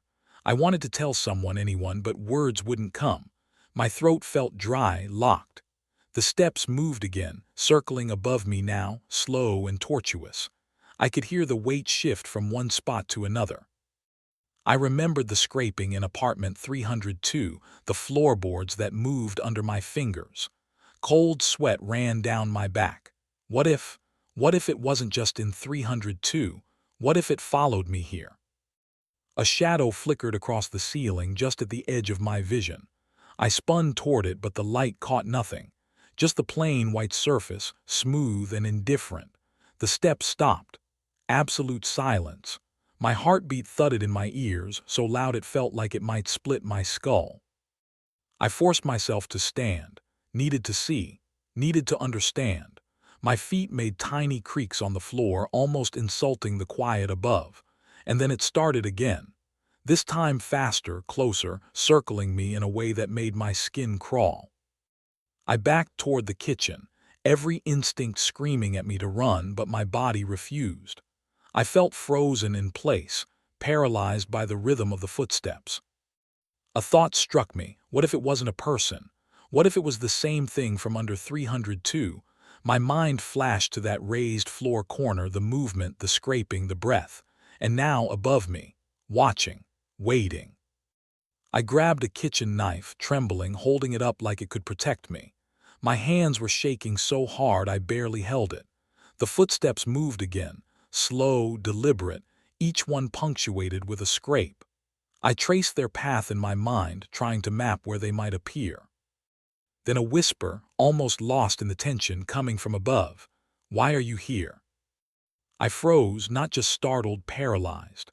The sound was like the memory of a voice, stretched thin, echoing down from the ceiling. I wanted to run, but my feet felt cemented to the carpet. I moved a step. The ceiling groaned in response, almost like it was alive, bending above me. My knife trembled in my hand. Another whisper, "Stay." I stumbled back, hitting the wall. My mind screamed to leave, to escape, but my body moved toward the bedroom door. The footsteps accelerated above, quick now, like something was circling faster, eager, impatient. I reached the bedroom and slammed the door shut. The sound of my own breath filled the room, loud and frantic. I pressed my ear to the door, listening. The ceiling outside shifted again, scraping, stepping, breathing. I realized I couldn't ignore it. Whatever it wasn't just above, it was aware. It could feel me, track me, respond to me. My fear twisted into something sharper, not just fear but dread. The kind that makes your stomach drop and your chest feel hollow. I grabbed my phone, hands slick with sweat, and flicked on the flashlight. I pointed it at the ceiling, scanning every inch. Nothing. Smooth plaster, clean lines. No cracks, no holes, nothing that could explain it. And then a single heavy thump, right above my head. The light flickered, and for a moment I thought I saw a shadow, long, thin, curling along the ceiling. I blinked. Gone. The knife in my hand felt useless. I wanted to scream, to smash the ceiling with it, to make whatever it was stop. But something told me that would only provoke it, that it wanted me to react, that it fed on my fear, slow and deliberate like the rhythm of the steps above. Minutes passed, or hours. Time lost meaning. The steps slowed, then stopped completely. I held my breath, listening to the silence, trying to convince myself it had gone. Then a faint scrape, so soft I almost didn't hear it, moving toward the edge of the ceiling, circling me again. I realized I wasn't safe. Not here, not anywhere. It wasn't bound by walls, by floors, by ceilings. It moved where it pleased, patient, deliberate, waiting, watching. I sank to the floor, knife still clutched in my hand. My mind raced. Was it the same thing from apartment 302? Was it following me? Or was it always here, waiting for someone to notice, to see it? And then I heard a whisper, low and deliberate, right above me. "You can't leave." I pressed my hands to my ears, trying to block it out, but the words echoed in my skull. The footsteps resumed, slow, heavy, circling above. I understood then. Whatever it wasn't going to stop, and I wasn't going to escape. The ceiling moved with a life of its own. Scrape, step, just above me, patient, deliberate, watching, waiting. And I knew, deep in my chest, that it wasn't alone. The apartment wasn't empty, never had been. And whatever was above me had been waiting for a long time. The forest didn't look threatening at first. Moonlight dripped through the trees in thin silver lines, and the path beneath my boots seemed solid enough. I told myself I was safe. I had hiked this trail in the day before, memorized every twist, every gnarled root. Night was just a darker mirror. That's what I kept saying as I tightened my jacket and listened to the wind moving through the pines. And then I heard it. A whisper, soft, almost too soft to catch at first. "K. Ashif," my name. My blood ran cold, my heart skipped. I stopped mid-step, scanning the shadows. Nothing. Only the moonlight flickering through the leaves, the gentle sway of branches. "Must be the wind," I muttered to myself. I shook my head and tried to laugh it off. But the whisper came again, clearer this time, closer and lower. "Kashif." I froze, my body a coil of panic and disbelief. How could someone know I was here? No one else was supposed to be on this trail tonight. The campgrounds were empty, my car parked hours back, headlights off. I took a careful step forward. My boots crunched on dry leaves, loud in the still night. "Hello." My voice sounded thin, brittle, swallowed by the forest. Nothing answered. Only the whisper again, not quite behind me, not quite ahead, but everywhere at once. I forced myself to keep moving. I couldn't run. Not yet. The rational part of me said someone could be playing a prank, maybe a fellow hiker lost or hiding. But the other part, the part that made my stomach tighten and my palms sweat, knew this was different, too deliberate, too patient. The trail curved around a small ridge and the shadows thickened. I could hear my own breathing, harsh and shallow, and behind it that whisper now multiplied. Several voices, or just one voice echoing strangely through the trees. "Kashif, Kashif." I reached the ridge and froze again. Moonlight illuminated something small on the trail, a backpack, abandoned, leaning against a tree. It hadn't been there before. I recognized the brand. It was the same one I used. My stomach twisted. Could it be mine? Had I dropped it earlier? I tried to reason, tried to convince myself of some normal explanation, but every instinct screamed otherwise. I picked it up. Inside, everything was arranged neatly. My water bottle, my flashlight, even my map folded exactly the way I had left it this morning. Nothing stolen, nothing out of place. But how could that be? I had been alone. I had put this bag in my car. I knew it. The whisper came again, urgent now, insistent, drifting through the trees like smoke. "Kashif, over here." I spun toward the direction it came from. Moonlight barely penetrated the thick branches, leaving everything in shadows that shifted unnaturally, as if the forest itself was moving. I squinted. A figure. No, just shapes. The wind picked up, rustling the leaves, carrying the whisper farther down the trail away from me. I stepped cautiously, gripping my flashlight like a lifeline. Every footstep seemed to echo too loudly, bouncing off trees that shouldn't have been close enough to hear. And then it stopped. Silence. Thick, suffocating, as if the forest held its breath. Then another whisper right behind me. I whirled around. Nothing. I could feel my pulse in my ears. Something was here, moving with me, unseen, patient. I wanted to run, but fear had frozen my legs. I wanted to call out, but my voice felt small, swallowed. I remembered my campsite a few hundred meters back. Safe. I told myself I'd just go back and laugh about it. But the path behind me looked wrong. The ridge seemed steeper, the trees closer together, shadows denser. The trail I had walked in daylight was distorted, alien. I turned forward, trying to regain control. Every branch seemed to reach toward me, every rustle a whisper of movement. And then I heard it clearly, my name, full and deliberate, right in front of me. Not a whisper, not the wind, it was a voice. Human, though faint, distant, impossible to locate. I shined my flashlight into the shadows. Nothing moved. Nothing was there. And yet I knew I was not alone. I couldn't see it, but I could feel it, circling, patient, deliberate, waiting for me to step wrong. A breeze carried the scent of smoke, campfires or something else. My stomach clenched. The whisper came again, closer, almost intimate. Kashif, come. I stumbled backward, tripping over roots I knew were there. The flashlight rolled, casting spinning circles of light across the trees. In one flash I thought I saw a figure, tall, thin, limbs stretching in ways that didn't feel right. I blinked. Gone. My mind raced. Was I imagining it? Sleep deprivation, stress. But the fear wasn't imagined. That pulse of dread in my chest was real. Every instinct screamed that something was here, watching, patient, waiting. I ran. Not straight, but zigzagging, trying to break the rhythm, trying to escape the whispers that followed me, just out of sight, just out of reach. The forest seemed alive, bending, twisting, shadows deepening around me. The trail I knew so well was unrecognizable, distorted.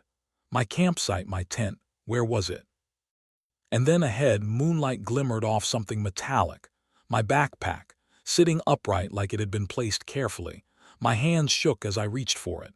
Everything was exactly where it should be, except the whisper had moved. Right above me in the trees, closer, insistent, hungry. I wanted to scream, to run, to throw the bag and run blindly. But something rooted me there, curiosity, fear, and a terrible magnetic pull. The whispers circled, moving through the forest, imitating the rustling leaves, blending with the wind. And then a single word, clear, sharp, cutting through the night. Here.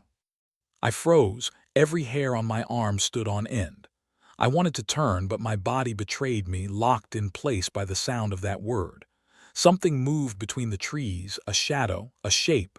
I couldn't tell. The forest was a maze, but the presence was patient, deliberate, knowing. I realized then that this wasn't random. It had been following me, learning me, testing me. Each whisper, each movement, each manipulation of shadows, it was aware. And it wasn't alone. I could feel more than one presence now, circling, patient, deliberate. I grabbed my flashlight, hand trembling, and took a hesitant step forward. The whisper came again, insistent, coaxing. Closer. I swallowed the fear lumped in my throat, forcing myself to move. Step by step into the trees toward what? I didn't know. Each step was an act of defiance, and yet I couldn't shake the feeling that I was walking exactly where it wanted me. That I was already trapped, and the forest had been waiting, patient, deliberate, silent, until now. And as I moved deeper, shadows stretching like hands, the whisper followed. My name, soft, deliberate, everywhere at once. I realized then that I had never been alone, not even at the start. Something had been here the whole time, hidden in the folds of the forest, waiting, watching. I couldn't see it, I couldn't name it, but I knew in the marrow of my bones that the night had changed, and that whatever it was, it wasn't done with me. I heard it before I saw it, or maybe I saw it before I heard it. I can't tell anymore. The forest had grown impossibly dark, trees pressing together like a wall. Every shadow seemed to twitch, alive. And then my name, soft and deliberate, threading through the night. Kashif. I froze, heart hammering, trying to convince myself it was just the wind, just echoes playing tricks. But the whisper didn't stop. It moved around me, circling, patient. Then it said something I shouldn't have heard. Something only I knew. Something from last year, a memory I had never told anyone. I stumbled backward, gripping my flashlight like it could protect me from the night itself. My memory of that day, private, almost painful, suddenly spoken aloud, carried by that voice. My chest tightened. Who could know? No one was here. I was alone, or so I thought. Kashif, remember the day you dropped your wallet by the river, the one your father gave you? I froze, my hands shook. My flashlight wavered, throwing brief, stabbing beams across the trees. The memory, the day, even the shame I had felt, it wasn't public. It wasn't something anyone could know. And yet here it was, spoken aloud, carried through the forest. I spun around, eyes darting between shadows. My instincts screamed to run, but fear had frozen my legs. The whisper moved again, circling, deliberate, patient, as if testing me. Kashif, remember, when you lied to your friend about missing the train?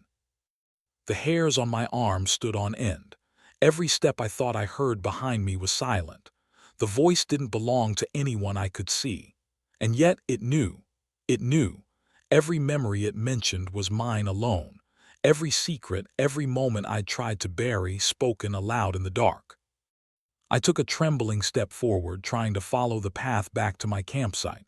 My flashlight shook with every step. The wind shifted, carrying the whisper farther along the trail, deeper into the trees. Kashif, you were afraid that night your dog ran away. You thought no one was watching, but I saw. I froze, the memory, the shame, the fear. It was personal, intimate. I hadn't told anyone. No one could know. My chest tightened. My breaths came in short, ragged bursts. And yet the voice seemed to delight in it, patient, teasing, deliberate. I stumbled over a root, my flashlight clattering to the ground, spinning, casting strange patterns on the trees. For a brief moment the forest felt alive, shapes stretching in the flickering light, twisting, bending toward me. And the whisper came again, closer, circling, almost playful in its insistence.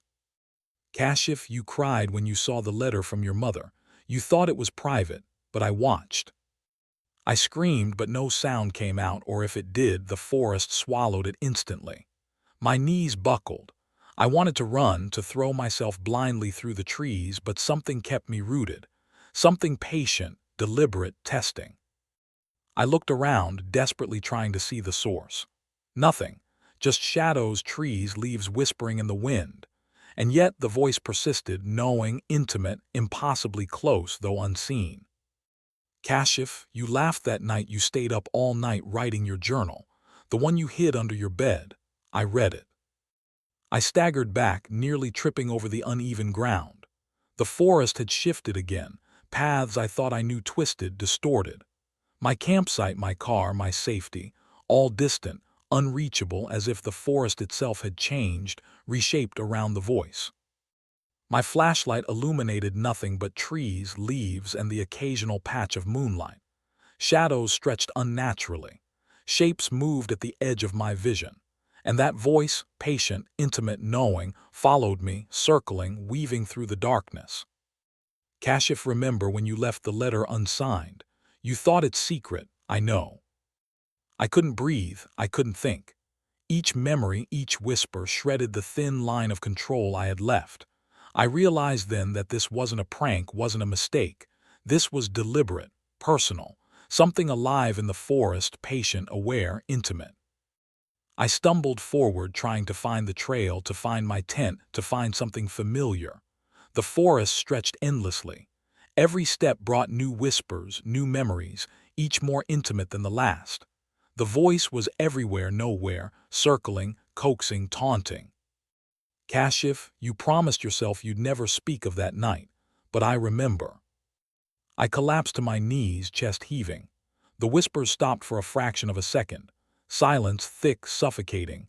Then a single word, deliberate, sharp. Here. I froze. Everything went still, the night, the wind. Even the shadows seemed to pause. And then movement. Something shifted behind the trees, just beyond the circle of my flashlight. I couldn't see it clearly, but I felt it, patient, deliberate, impossibly close. The air thickened. My pulse thundered in my ears.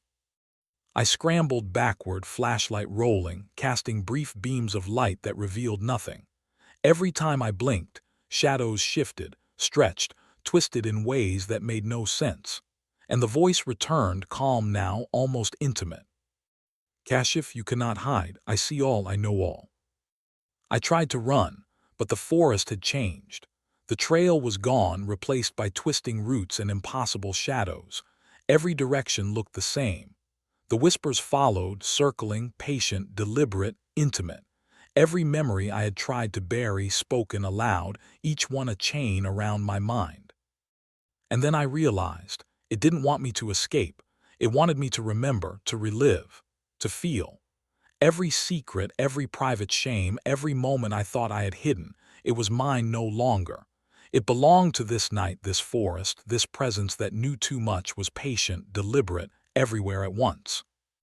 I gripped my flashlight, breath ragged, knees shaking, trying to focus. The whispers circled, teasing, coaxing, daring me forward. I realized then that I had never been alone, not even for a second. That whatever it was, it had been here, watching, learning, waiting for me to step into its world. And I had stepped. The forest around me shifted again. Shadows deepened, shapes stretched, branches seemed to reach.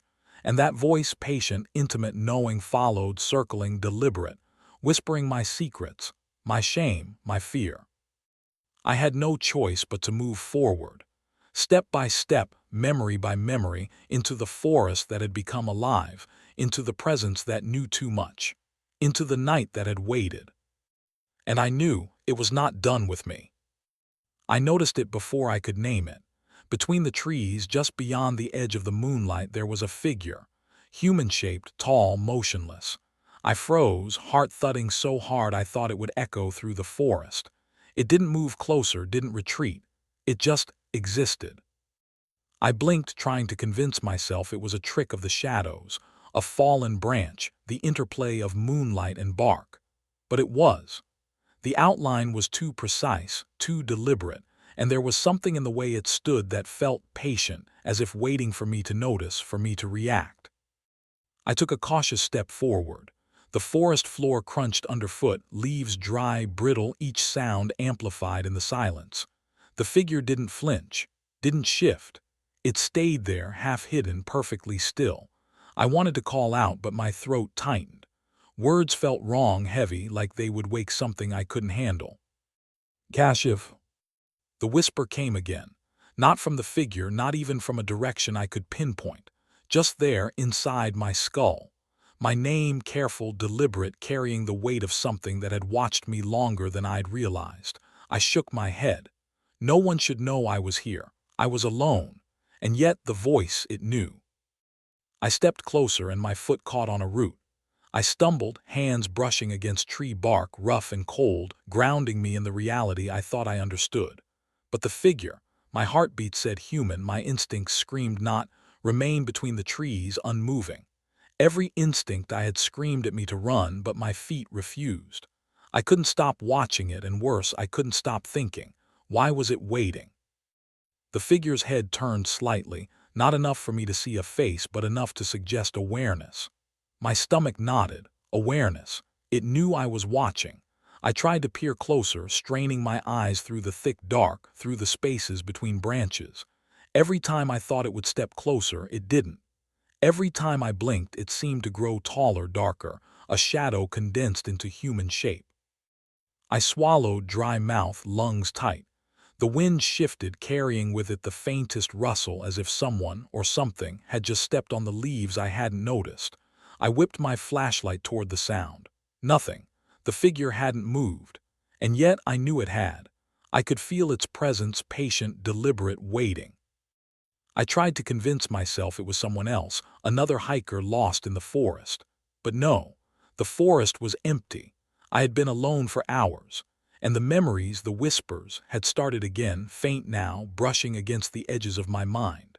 Private things, intimate things no stranger should know, brushing my thoughts, trailing through me like smoke. I took another step, trying to close the distance. Every movement felt exaggerated, too loud, too deliberate. My flashlight shook in my hands, casting a halo that barely reached the figure. It stood there between the trees, unmoving, patient. The deeper I stepped, the more the shadows around it stretched, folding over one another, creating shapes that shouldn't exist. Kashif, you see me, but you don't understand. The whisper, unmistakably close now, came from all around me, from the figure, from the air itself. I couldn't tell. Panic edged my thoughts, but curiosity, or maybe something darker, kept me rooted. I had to know, had to understand. What was it doing here? Why wasn't it moving closer? My mind started racing. Was it human? Was it alive? Or was it something else, something patient and aware, something that didn't need to move to terrify me? My instincts screamed at me to flee, but my legs refused. I was glued to the earth, glued to the soundless weight of its presence. I took another careful step. The figure tilted its head just barely, as though acknowledging my movement. That was all it did, just a tilt. No shift forward, no retreat. And yet something about that small motion made my chest tighten. It was deliberate, calculated, a small, invisible snare of power. I forced myself to breathe, focusing on the trees, the leaves, anything that felt normal. The forest had been my sanctuary, a place I could navigate with confidence. But now every branch seemed sinister, every shadow layered, every sound amplified. And the figure remained, patient, silent, watching, waiting. A branch snapped somewhere behind me. I whipped around. Nothing. My flashlight caught the edges of leaves, the outlines of trees, and the figure, still between the trees, still perfectly still. But the air had changed. It was heavier, charged, as if the presence around it had grown. I thought about running, about turning and breaking into a sprint, but the path behind me seemed wrong, twisted. The forest no longer felt familiar. Every tree looked identical, every shadow the same. And the figure, always just beyond the light, remained exactly where it had been, waiting, patient, silent. Kashif. The voice again, closer. This time I thought I saw it move slightly, a foot, a hand, though I couldn't be certain. The edges of the figure blurred, stretched, folded in ways that defied logic. My stomach churned. My legs twitched, ready to bolt, but my mind was trapped in fascination, in terror, in the impossible. I focused, squinting, straining against the dark. The figure seemed impossibly still, yet I knew it was aware of everything I did. My flashlight swung, catching a brief glint. Was it eyes? Metal? Something reflective? I couldn't tell. My heart raced, thoughts spiraling. And then I realized the whispers were gone. Silence fell, heavy, deliberate. The forest seemed to hold its breath. And yet I knew it hadn't left. The figure had not moved. It had not vanished. It had simply waited, patient, deliberate, between the trees. I felt a pulse of fear that wasn't just my own. Something about the stillness, the waiting, was alive. Something older than the forest, more aware than I had ever been. I took a cautious step backward, then another, flashlight trembling. The figure didn't follow. It didn't need to. Its presence was enough. The air seemed to press down on me, tightening heavier with each heartbeat. My mind raced. How long had it been there? How much had it seen? How much did it know? Every step I took away from it felt wrong, as if the forest itself was stretching, folding the path, keeping me trapped, keeping me aware of its still, silent watch. And the figure, always just beyond the light, remained patient, deliberate, waiting for me to understand what I couldn't yet name. I stopped, my flashlight swinging, breath shaking. The forest seemed alive with anticipation. The figure had not moved closer, had not fled, had not even blinked. And yet I knew, without seeing, that it could step into the world at any moment. But it didn't. It simply waited, a dark silhouette between the trees, patient, deliberate, knowing. And I realized then that the worst part wasn't the fear or the whispers or the shadows. It was the waiting, the knowledge that whatever it was, it would not act until it wanted to, until it decided I had seen enough, until it decided my story was ready to unfold. And for the first time I understood, the figure between the trees wasn't going anywhere, and neither was I. I heard it again, my name carried on the wind, but this time something inside me snapped. It wasn't a voice calling me. It was inviting me, pulling me. I could feel the tug, like a string wrapped around my chest, stretching me toward some point deep in the forest that I couldn't see. Every instinct screamed to run, but my feet moved as if they had a mind of their own, dragging me closer, step by trembling step. The darkness around me thickened, shadows pooling between the trees, swallowing the narrow trail I had been following. The whisper didn't rise or fall. It waited, patient and deliberate, shaping the air around me, nudging me forward. It spoke not in words I understood, but in an ancient rhythm, something that bypassed thought entirely and burrowed straight into my chest. Kashif. The sound wasn't coming from a direction. It wasn't above or below. It was inside me, inside the space behind my eyes. I pressed my palms to my temples, trying to block it, but the forest seemed to laugh with the sound. Every tree leaned closer, branches scratching like fingernails against bark, leaves whispering secrets I couldn't translate. I stumbled over a root, heart hammering, the whisper undisturbed by my clumsiness. That's when I realized this voice knew everything. Not just my name. My thoughts, my fears, the things I'd buried, the mistakes I had prayed no one would remember. Every secret I had tried to hide was being offered up like bait, and the voice was patiently, methodically dangling it in front of me. I stopped. My flashlight quivered in my grip, the beam slicing through the black like a knife, and then I saw it. Just beyond the light between the trees, shadows moved unnaturally, stretching and folding in ways the forest shouldn't allow. There was no figure this time, only a shape, a void darker than the surrounding black waiting. It wasn't waiting for me to see it. It was waiting for me to follow. Kashif, come closer. It was no longer a whisper, no longer a voice I could pretend belonged to a person. The sound vibrated in my bones, twisting my vision, bending the air. It didn't call me, it pulled. And every step I took felt like surrender, as if my own will was being unstitched thread by thread. I tried to turn, to break from the path it had chosen, but the forest behind me had shifted. The trail I had walked for hours, the path I knew, was gone. Branches tangled, trunks rearranged themselves, and every way back disappeared into the black. I realized then that I had not been walking through a forest anymore. I had been walking into one. Into something alive, something aware, something hungry for motion and attention. Kashif. Again, and this time I understood. This was not a forest voice, not human, not even animal. It was something older, something that didn't breathe, that didn't blink, that didn't wait for my consent. It was a predator shaping the world around me to funnel me, to entice me, and I was stepping willingly. My feet slowed. My flashlight caught the edges of the void between the trees, and I swear I saw shapes moving within it. Shapes that weren't trees, not shadows, not human. Limbs that bent wrong, angles that shouldn't exist. And the whisper didn't encourage me now. It promised me. Promises I couldn't understand, promises of knowledge, of answers, of relief from the fear that had been building since I entered the forest. I shook my head violently, trying to dislodge the pull, but the sensation only grew stronger. The voice threaded itself into my chest, wrapping around my ribs like wire. It wasn't calling me. It wasn't inviting me. It was guiding me, shaping my steps, bending reality so that the only forward was toward the impossible darkness ahead. I remembered the stories hikers sometimes tell about getting lost, about following lights, about hearing voices calling them home only to vanish forever. I had dismissed them, always laughed quietly at the cautionary tales. But now, the forest was telling me I was exactly where I was supposed to be. And the voice, it was patient, omniscient, waiting for me to see what it wanted me to see. The air thickened, damp and heavy, carrying the scent of earth and decay.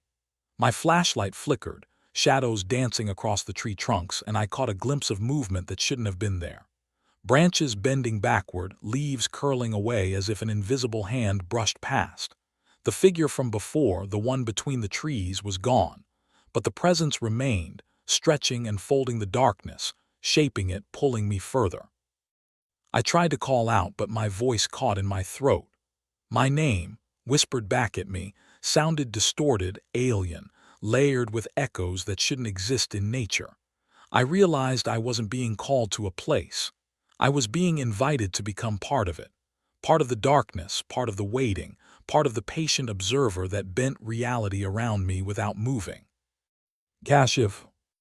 The whisper curled around my mind like smoke, filling every empty space, combing through my thoughts. And then I saw it, or rather I felt it. A point ahead where the darkness coalesced, where the forest seemed thinner, almost like a door. Not a door to leave, not a way out, but a threshold. And the voice, not human, not living, promised me what lay beyond. Answers to fears I hadn't fully acknowledged, secrets I hadn't dared admit, knowledge I would regret wanting. I took a step toward it, the pull intensified. My chest burned with the effort to resist. My mind screamed stop, but my legs moved. And as I stepped, I realized with a chill that the path behind me was gone entirely. Not blocked, not hidden, just gone. Every instinct told me to flee. Every instinct told me to run and scream. But I couldn't. The forest, the darkness, the voice had claimed this moment. I stumbled, flashlight shaking, casting frenzied light across leaves and trunks, and I caught a glint. A reflection. Eyes. Something watching, patient, deliberate. And the whisper shifted. No longer my name. Now it murmured fragments, memories I had buried, thoughts I hadn't voiced in years, fears I had tried to forget. Each one like bait. Each one like a hook buried deep inside me. I froze. The pull lessened just slightly, and the voice flowed around me, around the trees, around everything. I realized it didn't need to chase me. It didn't need to speak. The moment I understood that I was already moving willingly, it changed. The forest itself became a vessel for its will, bending me closer to the impossible threshold ahead. And then I knew. I had to choose. Step forward, follow the voice, see what lay beyond the darkness, or turn back, knowing the forest would not let me escape unchanged. And I realized in the core of my chest, in the empty pit that had always wanted answers, that curiosity, that insatiable need to know, had already chosen for me. Step by trembling step, I moved closer, and the forest seemed to breathe with me, the shadows folding, stretching, guiding. The voice wasn't calling me anymore. It was leading. And I, against every instinct, against every scream of fear, followed. And I understood with a clarity that terrified me. I was not being led to safety.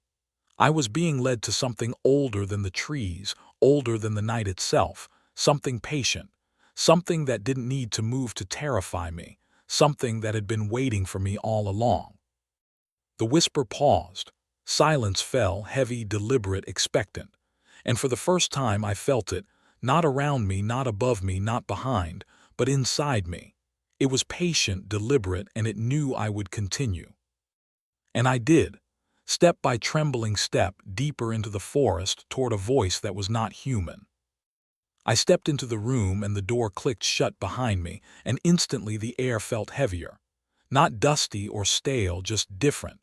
I hung my coat on the hook and turned, and there it was, the mirror. Framed in chipped gold, its glass slightly warped, reflecting the room back at me, but not quite. I froze for a moment. At first I thought it was my imagination. The reflection didn't match. My suitcase sat by the bed, but the mirror showed it a little closer to the window. My coat looked stretched, thinner at the shoulders, the sleeves longer than they were. I laughed it off. Old hotel, crooked walls, maybe the floor had settled. I went to unpack, but I kept glancing at that mirror. And each time the reflection seemed to shift slightly, just enough to unsettle me. A chair tilted an inch, the bedspread seemed to ripple like water. I shook my head. I'd been traveling for 12 hours. I was tired. My brain was playing tricks. That had to be it. I dropped onto the bed and opened my laptop, trying to distract myself. But then I noticed something in the reflection. Something subtle. My hand, reaching for the laptop, moved slightly differently in the mirror. My fingers bent at weird angles, curling slower. Almost like they were resisting my movement, I blinked. No, that wasn't possible. I looked away, focused on the screen. But the sense of being watched wouldn't let me go. Every time I looked back at the mirror, there was a pause, a beat, as if the reflection was considering me before it followed. And then I saw it, just for a second, my reflection smiling when I was frowning. I yanked my gaze away, heart hammering. I stood, telling myself to breathe, to calm down. I needed light. I turned on the bedside lamp and the glow barely reached the corners of the room. Shadows clung to the far wall, but the mirror seemed darker, absorbing the light. And then I noticed it, movement in the reflection that didn't exist in the room. A silhouette like someone standing behind me, hunched, too thin, waiting. I spun around. Nothing, just the empty room. I returned slowly to the mirror. The figure was gone. Relief rushed in, quick and sharp. I leaned closer, almost pressing my nose to the glass.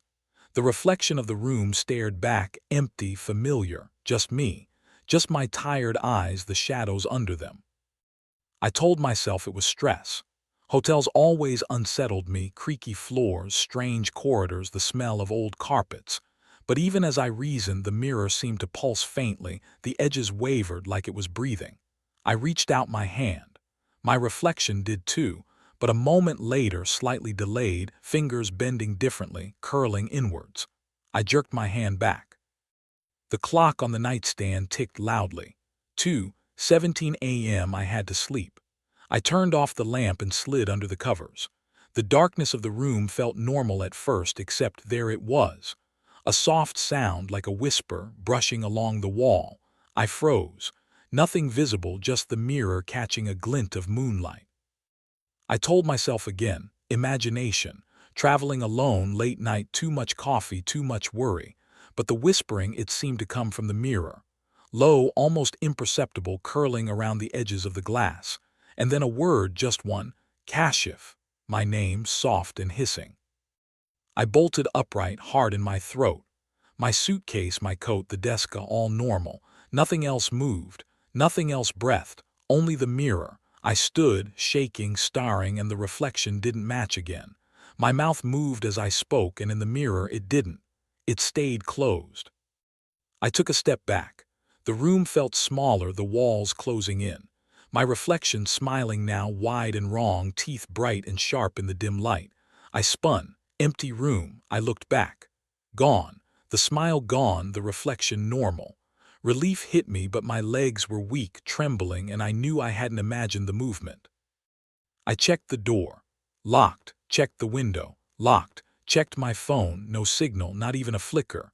The mirror alone, watching. Waiting. I thought about leaving, calling the front desk, pounding on walls. But even as the thoughts formed, I felt a pull toward the glass, my own reflection drawing me in, silently coaxing, patient, deliberate. I sat back down, my gaze fixed. And then I noticed the details. The cracks in the frame, the tiny chips, the uneven glass, it formed a subtle grid like lines connecting points. And inside that grid, not just me, but faint, ghostly shapes, faces. Eyes pressed against the inside of the glass, staring, watching, moving slowly in patterns I couldn't follow. I blinked. Some disappeared. Others remained, barely visible. My stomach churned. I should have left. I should have walked out, run into the hall, called for help. But I was rooted, fascinated, horrified, and unable to look away. The reflection shifted again. A hand lifted from the mirror itself, not mine, not anything in the room, and waved slowly. I froze. Every rational part of me screamed to move, to escape, but my body refused. Minutes passed, or hours. Time was meaningless. The mirror pulsed subtly, as if alive, as if it had a rhythm I could feel in my bones. The whispering started again, soft, curling, insistent. My name, my memories, fragments of my day, my thoughts, the things I'd hidden from everyone. The mirror, it knew. It knew too much. I stumbled backward, hitting the bed frame. The whispering stopped. Silence, thick and heavy. I dared a glance. The reflection, empty, normal, almost dull. Relief washed over me. My rational mind grasped at it. It's a hotel, old, warped mirror, tired mind, imagination.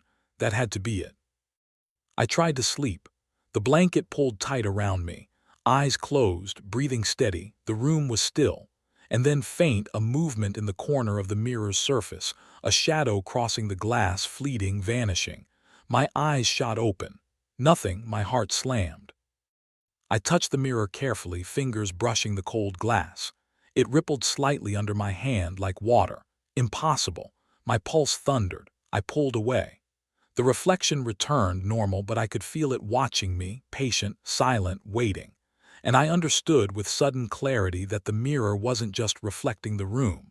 It was choosing what to show me, when to show me, and what it wanted me to see. The night stretched on.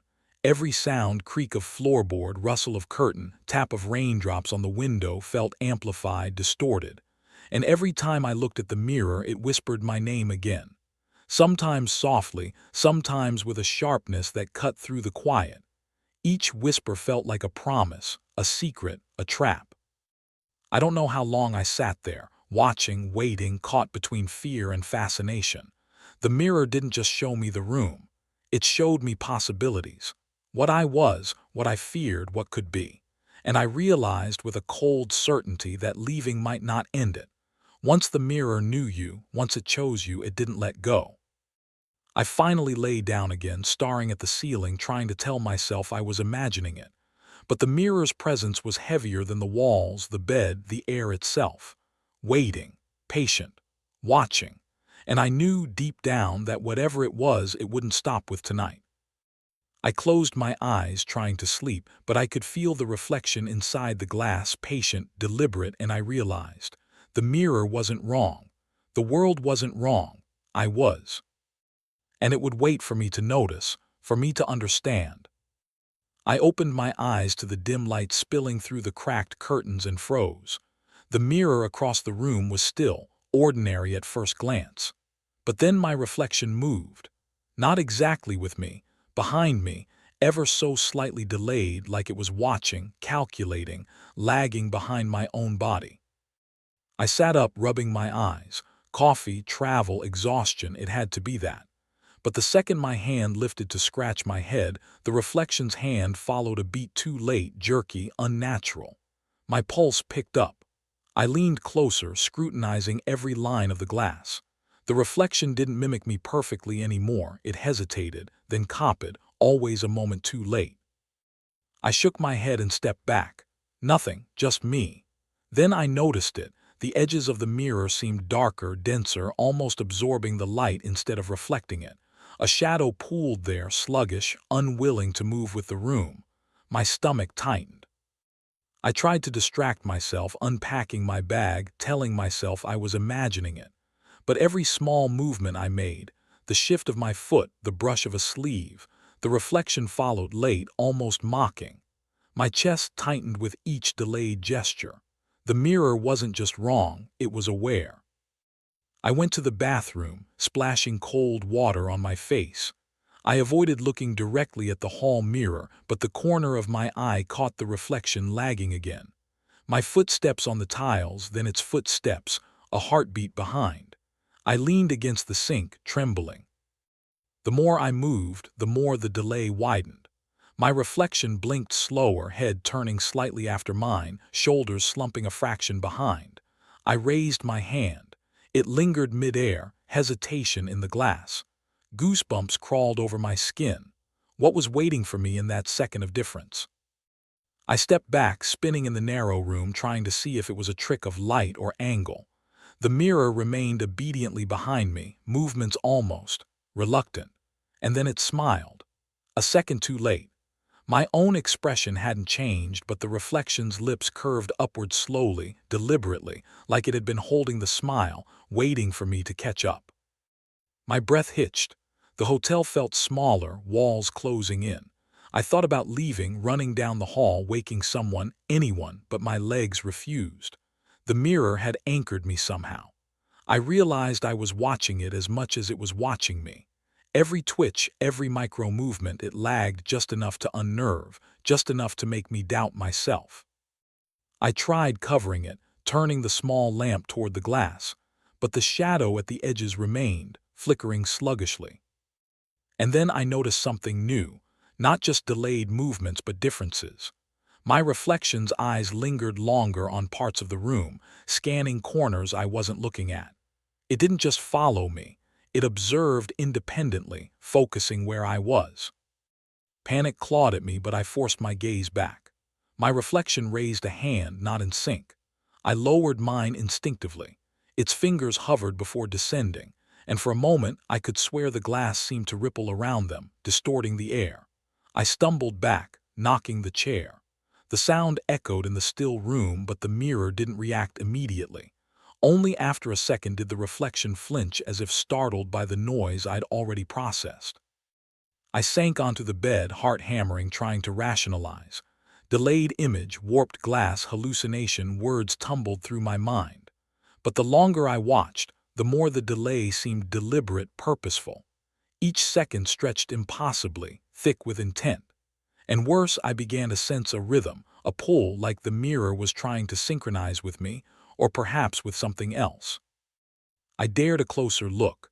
The reflection's lips parted, whispering softly, forming words a moment after I'd thought them. I hadn't spoken, hadn't even mouthed the words, but the glass followed, trailing my thoughts with a precision that chilled me. And then, just for a flicker, the reflection's eyes shifted toward the dark corner behind me. I whipped my head around. Nothing.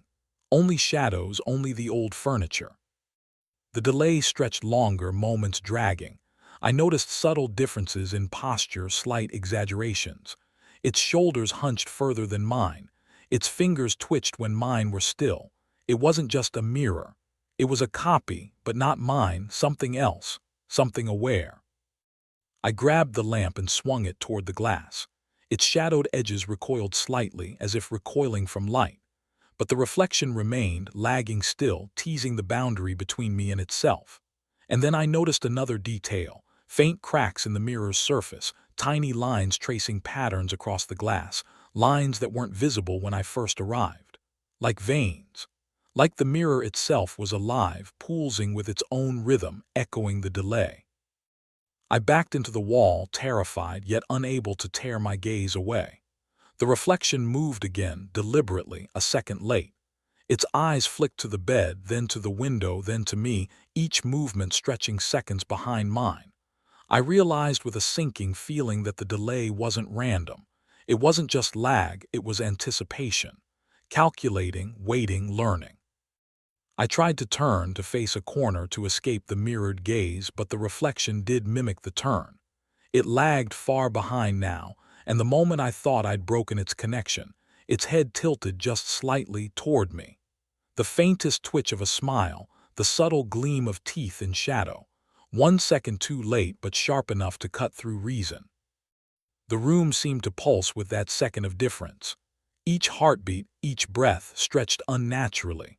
I could hear my own pulse in the silence, mingling with something else, something in the mirror, trailing behind, watching, calculating.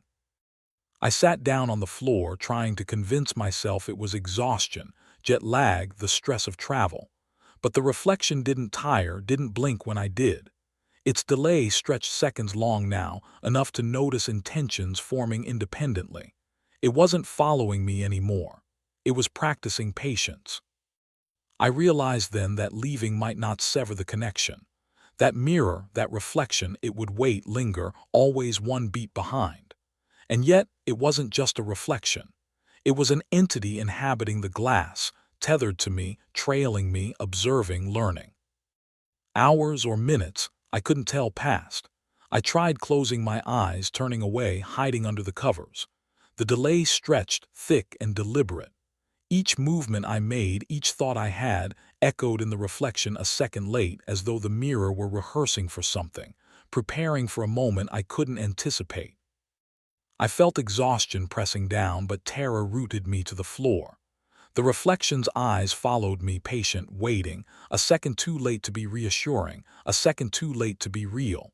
And I realized with a cold clarity that the delay wasn't an error. It was an invitation. It wanted me to notice, to understand, to react. And I couldn't stop staring, because once you notice, Once you understand the second of difference, there is no ignoring it. The mirror pulsed faintly, its edges shimmered, and I understood the reflection wasn't just following me, it was waiting for me to make the next move. And I didn't know if I wanted to. I woke to the sound of the floor creaking under a weight that wasn't mine. At first, I thought I'd imagined it. Hotels make noises, old wood groans, the walls shift. But then the air felt heavier, like someone had stepped into the room without moving the door. I froze, heart hammering, eyes flicking toward the mirror across from the bed. At first, it was just me. Sleep-rumpled hair, tired eyes, shoulders slumped. But then out of the corner of the glass I saw it. A figure, faint, shadowed, standing a step behind me, not in the room itself. I turned slowly. Nothing. The air was still. The bed empty. The chair, the desk, the lamp all untouched. And yet the reflection showed it. A tall, shapeless silhouette, featureless in the dim light, lingering right behind my shoulder. I felt the mirror's cold weight pressing against my gaze. My pulse stuttered and I blinked. The figure didn't blink. It didn't move. It just waited. I tried to convince myself it was a trick of the glass, a shadow cast by the lamp across the cracked wallpaper. But the longer I stared, the more the figure solidified. I could almost feel its presence, pressing down from the reflection, heavy and patient. My stomach tightened. It wasn't trying to hide. It wanted me to see it. I edged toward the desk, lamp in hand, trying to catch a better view. As I moved, the figure mirrored me, not perfectly, a half-beat delayed, just enough to unnerve. Its arms hung loosely, swaying slightly, as if breathing in sync with the seconds I had already lived. I swung the lamp across the room. Shadows leapt and stretched across the walls, but the figure didn't vanish. It only waited, watching through the mirror. Every instinct screamed to run. I spun toward the door. Empty. Not a sound, not a breath. But when I glanced back at the mirror, it had moved closer. Not across the room, not in reality, but in the reflection. Each step I imagined it taking, I felt the pressure grow, like someone pressing a hand against the back of my neck, unseen. I swallowed hard. My throat felt raw, tight, dry. "Who's there?" My voice cracked, breaking the silence. The figure didn't answer. It never did. It just lingered, a second behind, watching. The reflection's edges rippled faintly, distorting like water disturbed by some slow, deliberate motion. I stepped toward it, compelled, terrified, trying to force the illusion to reveal its trick. The moment my hand reached toward the mirror, the figure mirrored me, hand stretching out a fraction too late. My skin prickled, hairs standing on end. The reflection wasn't just following me. It was learning me. I backed away, nearly tripping over the chair. My own breath sounded loud, ragged, echoing against the empty walls. The figure remained, patient, unmoving, just one heartbeat delayed, always behind me, always looming. I tried to rationalize sleep deprivation, stress, my imagination running wild. But I knew something was wrong. Something alive lingered there. The reflection shifted slightly, tilting its head, just like I sometimes do when thinking. But I hadn't moved. Its head tilted independently, subtly, curiously, as if it were assessing me. My heart raced. The room itself seemed colder, the shadows deeper, more defined. Even the air felt thicker, heavier, pressing down. I grabbed the chair, swinging it in front of me as if it could act as a barrier. The figure paused. The reflection hesitated, just a second too long. I realized then that it could perceive my fear. Every shiver, every tightening of my stomach, every slight movement, I could see it reflected in that distorted delay. And it understood. I edged toward the bed, thinking maybe if I stayed low, stayed quiet, I could wait this out. But the reflection moved again. Its legs shifted step by step, a fraction behind mine, not just following, approaching. Always a second late, but inching closer in the mirrored space. I could feel its gaze boring into the back of my neck. I dared a glance at the ceiling, the corners of the room, anywhere but the mirror. Nothing. Empty. Silent. Still, the figure stayed, inching forward only in the reflection. It wasn't bound by reality. It didn't exist here. Yet the sensation of it pressing closer made my body scream to flee.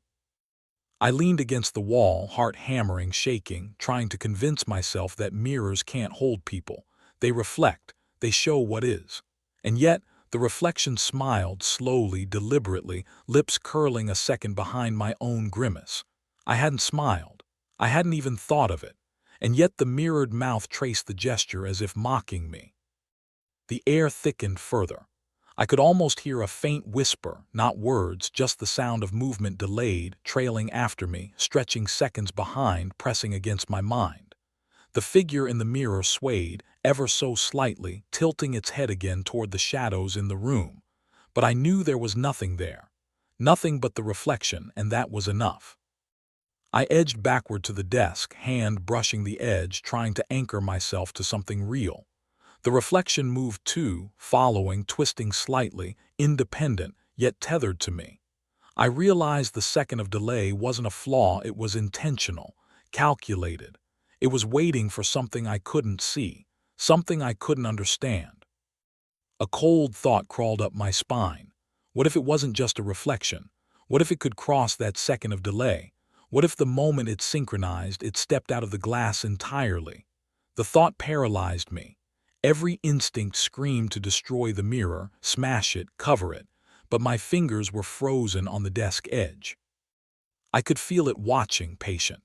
The mirrored air around it shimmered faintly, like heat rising from pavement on a summer day. My own shadow danced on the walls, moving in real time while the reflection lagged, separate, purposeful, aware. It was playing with the boundary between now and later, between me and it knew I was aware. Minutes or hours, I couldn't tell passed. The room seemed to breathe, expanding and contracting with the rhythm of the delayed figure. I crouched low, staring, trembling, sweat prickling my forehead. Every twitch, every shift, it mirrored me just late enough to make me doubt my own senses. I realized then that I was being watched through time itself. Not just my reflection, but the pause, the gap, the second that stretched between my action and its echo. It was the tool it used to study me, to lure me into understanding, into anticipation. I didn't move for a long while. I couldn't, my eyes locked on the mirror. The figure's shadow darkened, edges rippling. It tilted its head once more, slower than before, as if to say, "You see me. You feel me. You cannot ignore me." I whispered to myself, a trembling sound, "This isn't real." But the mirror responded, a heartbeat late, with a slight sway of the head, a silent acknowledgement that it was more real than I wanted to admit. I sank to the floor, gripping my knees, heart hammering, trying to steady my thoughts. The reflection didn't leave. It never left. It hovered, patient, a second behind, always there. And I understood with a clarity that chilled me to the bone. The second of delay wasn't just a lag. It was an invitation. And I didn't know if I was meant to respond, or if responding was exactly what it wanted. The first time I saw the door, I didn't know why it felt wrong. I'd been in this house 100 times, dusting the shelves, straightening old photographs, cleaning the windows until they gleamed. But the basement door, it had always been different. Heavy, dark wood, iron hinges rusted with age, and a lock that looked older than my grandfather had ever been. I remember him saying, every time I asked about it, "Never go down there, it's not for you." I tried to ignore it, of course, but curiosity has a way of gnawing through warnings. That morning, the sunlight was pale, slanting across the hallway, illuminating every speck of dust dancing in the air. I knelt, brushing away cobwebs near the door. The lock was cold under my fingers, rough with corrosion. I didn't try to open it yet. Just touching it made my skin tingle. The house smelled of old wood and mothballs. A faint, lingering scent of something else I couldn't name. It reminded me of the basement, but I hadn't even been there. I could feel the air change near the door. Cooler, denser, like the shadows had weight. I left for a while, trying to focus on the cleaning. But every time I passed the hallway, the door called me. Not literally, but in a way I couldn't explain. My grandfather's warning echoed in my head, but it sounded less like advice now and more like a challenge. Late that afternoon, I returned with a cloth and some oil, deciding to clean the lock. Maybe it was the sunlight fading. Maybe it was just the quiet settling over the house, but I could feel it watching me. The lock seemed almost to shimmer, as if aware of my attention. My hands shook slightly as I brushed the dust and rust away. I tried to rationalize it. It's just a door, just a basement, nothing special. But the longer I stared, the more I noticed the details I hadn't before. Tiny scratches near the lock, not random, like someone had been trying to get in or get out long ago. Faint, almost imperceptible dents in the wood. And the shadows beneath the door, they didn't move the way light should. They seemed to pulse. I stepped back, heart thudding. The house felt bigger suddenly, emptier. Every creak of the floorboards, every whistle of the wind through cracks in the old walls made me jump. And yet, I couldn't tear my eyes away. The next day, I brought my grandfather's old keyring down from the shelf. There was a key labeled basement, small and tarnished, barely recognizable. My hand hovered over it. I knew that turning it could open something I couldn't close again. The lock glinted under the dim light, almost inviting. I told myself I was imagining things, that the sense of presence was just my mind filling the silence. But then I heard it. A soft scrape, faint, like fingernails on wood, coming from the other side of the door. I froze. My chest tightened. The sound stopped. I waited, convinced I'd imagined it, but a tiny part of me knew it hadn't been a trick. I looked down at the key. My fingers trembled. The scrape came again, slower this time, deliberate. Someone or something is moving on the other side. My rational mind shouted, no, it can't be. The basement had been sealed for decades. And yet that sound, it made my skin crawl. I knelt, bringing my ear close to the door. I wanted to hear, to understand, but the moment I touched the wood, the temperature dropped sharply. Cold seeped through my fingertips, climbing my arm, curling around my spine. The house seemed to breathe with me, slow, heavy breaths, waiting. And then a whisper, faint, almost inaudible. Not words, just a sound, like someone breathing heavily on the other side. I jerked my hand back, heart racing. I told myself it was the wind, a draft. But the house felt too still for wind, too alive. I spent the next hour packing, cleaning around the hallway instead, stealing glances at the door. The shadows beneath it seemed to stretch longer, darker. I could almost see movement if I focused too hard. And the whispering, subtle now, almost taunting. I couldn't place it, couldn't make it out. That night I barely slept. Every time I closed my eyes, the door was there, looming in my mind. In the dark, I imagined the basement as a cavern of shadows, of old things forgotten, of secrets my grandfather had buried long before I was born. And every shadow seemed alive, watching, waiting. The next morning I forced myself to check the lock again. Nothing moved, nothing whispered. The house was silent, except for the soft tick of the old clock. But the air near the door, it still felt heavier, charged. Like it remembered what had happened here, like it remembered me noticing. I couldn't resist forever. That afternoon I fitted the key into the lock. It clicked in smoothly, almost too easily. My fingers shook as I turned it. The door remained closed, but the sound echoed, a hollow, metallic resonance that seemed to vibrate the air around me. My heart pounded and the whispering returned, closer now, urgent, almost pleading. I hesitated, palm on the cold wood. I thought about my grandfather, about the warning he'd given, about the stories he never told me. And I realized I wasn't just opening a door. I was stepping into something that had waited decades for me, something patient, aware. The key twisted fully and the lock clicked open. I stood there, hand on the knob, breath shallow. The shadows beneath the door shifted unnaturally. The whispering rose slightly, more distinct, almost forming words I couldn't yet understand. My fingers curled around the knob. I glanced around the hallway, empty, silent, but alive with tension. The house seemed to lean in, to listen, to wait for my next move. My rational mind screamed to stop, to walk away, but another part, deeper, darker, urged me forward. I turned the knob slowly. The door resisted slightly, then gave way. A draft escaped from the basement, cold and damp, carrying a scent of earth and decay and something else, something sweet and metallic that made my stomach twist. I shivered. The steps leading down were narrow, carved from stone, slick with age. I could barely see the bottom. The whispering came again, closer, almost friendly in its cadence. It beckoned. I couldn't tell if it wanted me to go down or if it wanted me to stop. I took the first step, then another. The door creaked behind me, echoing up the stairwell, filling the hallway with sound. I felt the air thicken with each step. The basement swallowed light, shadow pooling in corners, stretching like liquid. I paused. The whispering grew louder, forming syllables I didn't recognize. The shadows seemed to stir, moving independently of any breeze. And then I understood.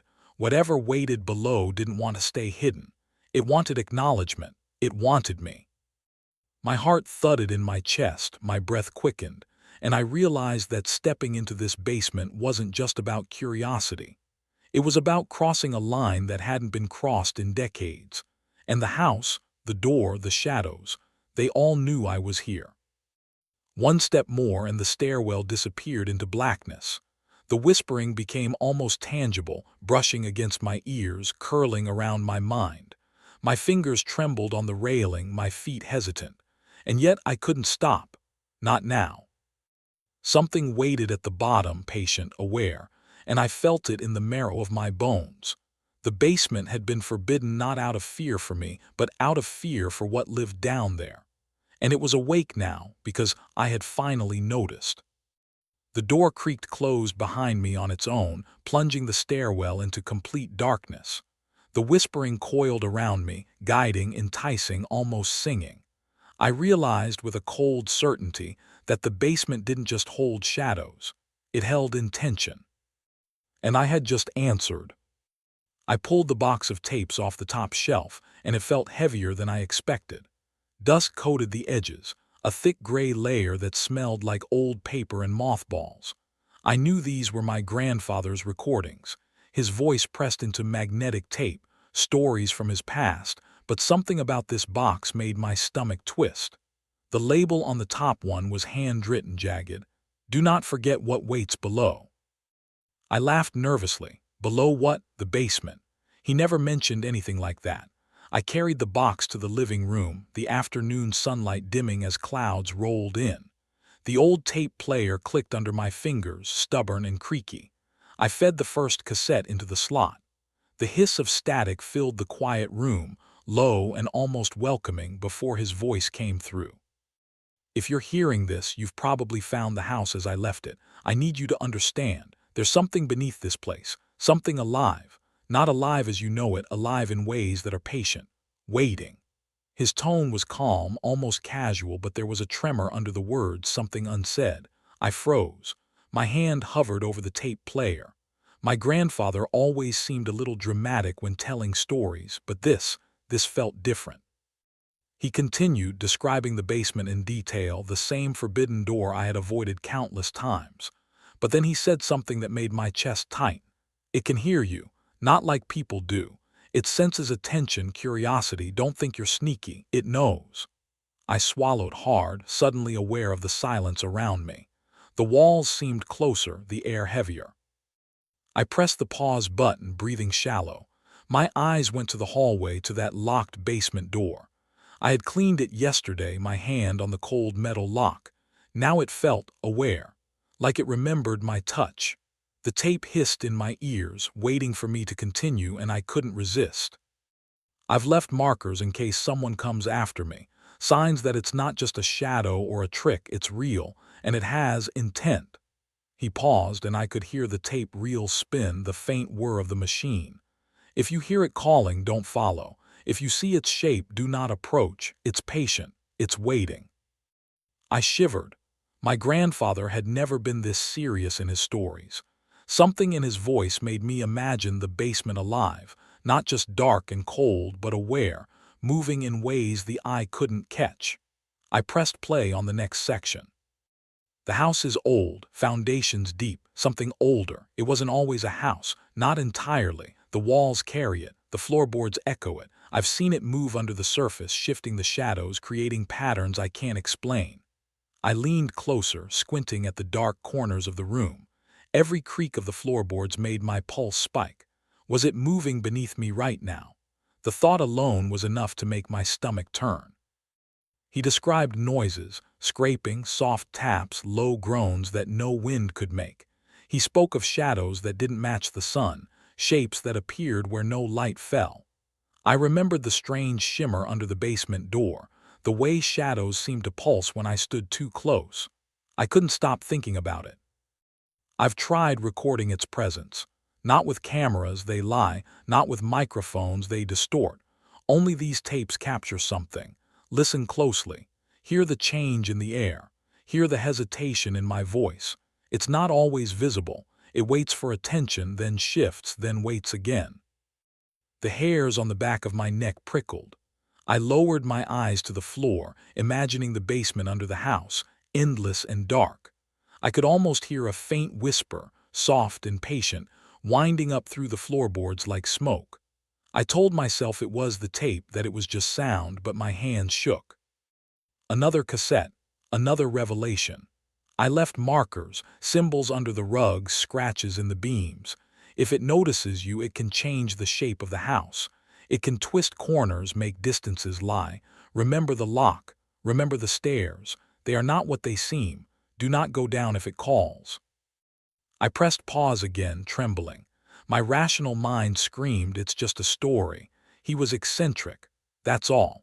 But the basement door loomed at the end of the hallway, and suddenly it didn't feel like a story.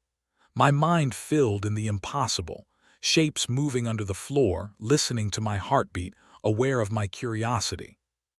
The next tape hissed to life. My grandfather spoke softly this time, almost confiding. It doesn't always wait with malice. Sometimes it's curious. Sometimes it wants to understand, but it cannot be reasoned with. Patience is its only tool. It has lived through decades of attention and absence, and it remembers. I pictured the basement like a breathing creature, patient, aware. The silence of the house pressed against me. I could feel the weight of it in the air, as though the walls themselves leaned closer, listening. I wondered if it could feel me now, through the floor, through the lock, through the air itself. He described warnings etched into the walls, symbols I hadn't noticed. I thought about the scratches near the basement lock, tiny and almost imperceptible, marks I had brushed away. Had he left them as markers, or had something else made them? My pulse quickened. If you are tempted, if curiosity overcomes caution, know this: it is not merely below, it extends, it reaches. It watches through mirrors, through reflections. It notices your mind before your body. Do not underestimate it. I froze. Mirrors, reflections. The old mirror in the hall, the one I had avoided looking into yesterday. My stomach churned. The tape continued, describing the house as a vessel, something that allowed it to exist, to observe, to wait. My grandfather's voice wavered, tinged with exhaustion. I tried to bind it, to record it, to understand. But it shifts when you look directly. It waits for indirect attention, for curiosity. You have already called it by thinking about the basement. You have awakened it. I dropped the tape. It hit the floor with a soft thunk, and for a moment the house was silent. My heart pounded in my chest. The hallway seemed darker somehow, the air thicker, almost wet. I could feel it now. I realized something below, something aware of me, shifting in response. I wanted to turn the player off, to leave the tapes behind, to run. But another tape was in the stack, labeled simply, "Last Words." My fingers hesitated, trembling. I pressed play, and my grandfather's voice came through again, slower now, deliberate. If you are listening to this, it is awake. It has sensed your curiosity. Patience is no longer just its tool, it is its weapon. The house will respond to your movements. Do not be alone. Do not look where it is strongest. It is patient, but I have failed to teach you everything. I can only warn you. Remember the symbols. Remember the scratches, remember the lock. It waits, it always waits. I sat back, frozen. The whispering of the tape felt like a presence in the room with me. I imagined the basement stretching endlessly beneath my feet, a hollow place alive with intent, moving shadows that obeyed some unknown rhythm. My grandfather's warnings weren't stories. They were instructions, and I had no idea what would happen if I ignored them. I pressed stop, hands shaking. The house seemed to sigh around me, settling, but my mind raced. The basement door at the end of the hall seemed darker, somehow aware that I had listened, that I had acknowledged it. Something stirred beneath it. I could almost feel a pulse, like the house itself had a heartbeat. I realized then that these tapes weren't just records. They were markers, warnings, and invitations all at once. The basement had been patient for decades, waiting for someone to notice. And now it knew I was here. I left the tapes on the table and stared at the hallway. The air around the door shimmered subtly, a movement I hadn't seen before. My curiosity ached to push forward, to open it, to see. And yet, something inside me screamed to step back, to ignore it, to pretend I had never found the recordings. But deep down, I knew that once you've heard the warnings, once you've acknowledged it, the basement doesn't forget. And neither do you. I was awake before I realized I was. The house was quiet, almost too quiet, like it had been holding its breath for hours.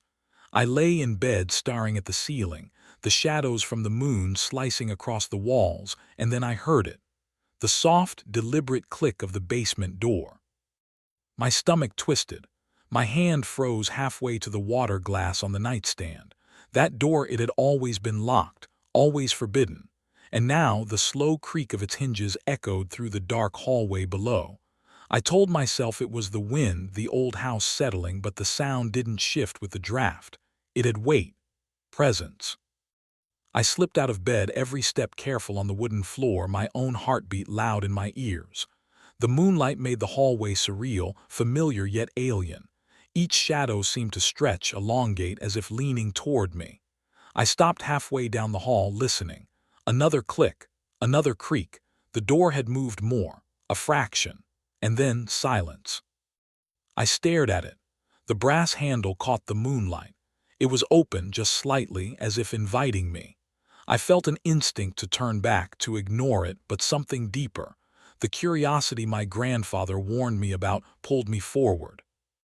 The air grew colder as I neared. The faint smell of damp earth and something old. Something that smelled like the house itself, ancient and secret. I pressed my hand against the doorframe. The wood vibrated softly beneath my fingers, almost alive. I could feel it breathing under my touch. I imagined the basement, dark and endless, waiting for me to step inside. And yet I couldn't move. The moonlight spilling from the small window above the stairs didn't touch the far corners, leaving them hidden, impossible to read. Shadows pooled there, and I felt them shifting. I swallowed, trying to steady my breathing. Maybe it was just the house, old and groaning, settling into the night. Maybe. But my grandfather's tapes ran through my mind, his voice whispering through the static. It waits. It listens. Curiosity is its invitation. I stepped closer. The floorboards groaned under my weight. Each sound seemed amplified, filling the empty space with echoes that felt like footsteps following me. I leaned down to look inside. The darkness seemed to pulse, shifting, curling at the edges. My eyes tried to make sense of it. I thought I saw a faint movement, just for a second, then nothing. I backed away, heart hammering. But even as I turned, I could feel it, a presence behind that door, patient. I thought of the scratches, the markers my grandfather had mentioned.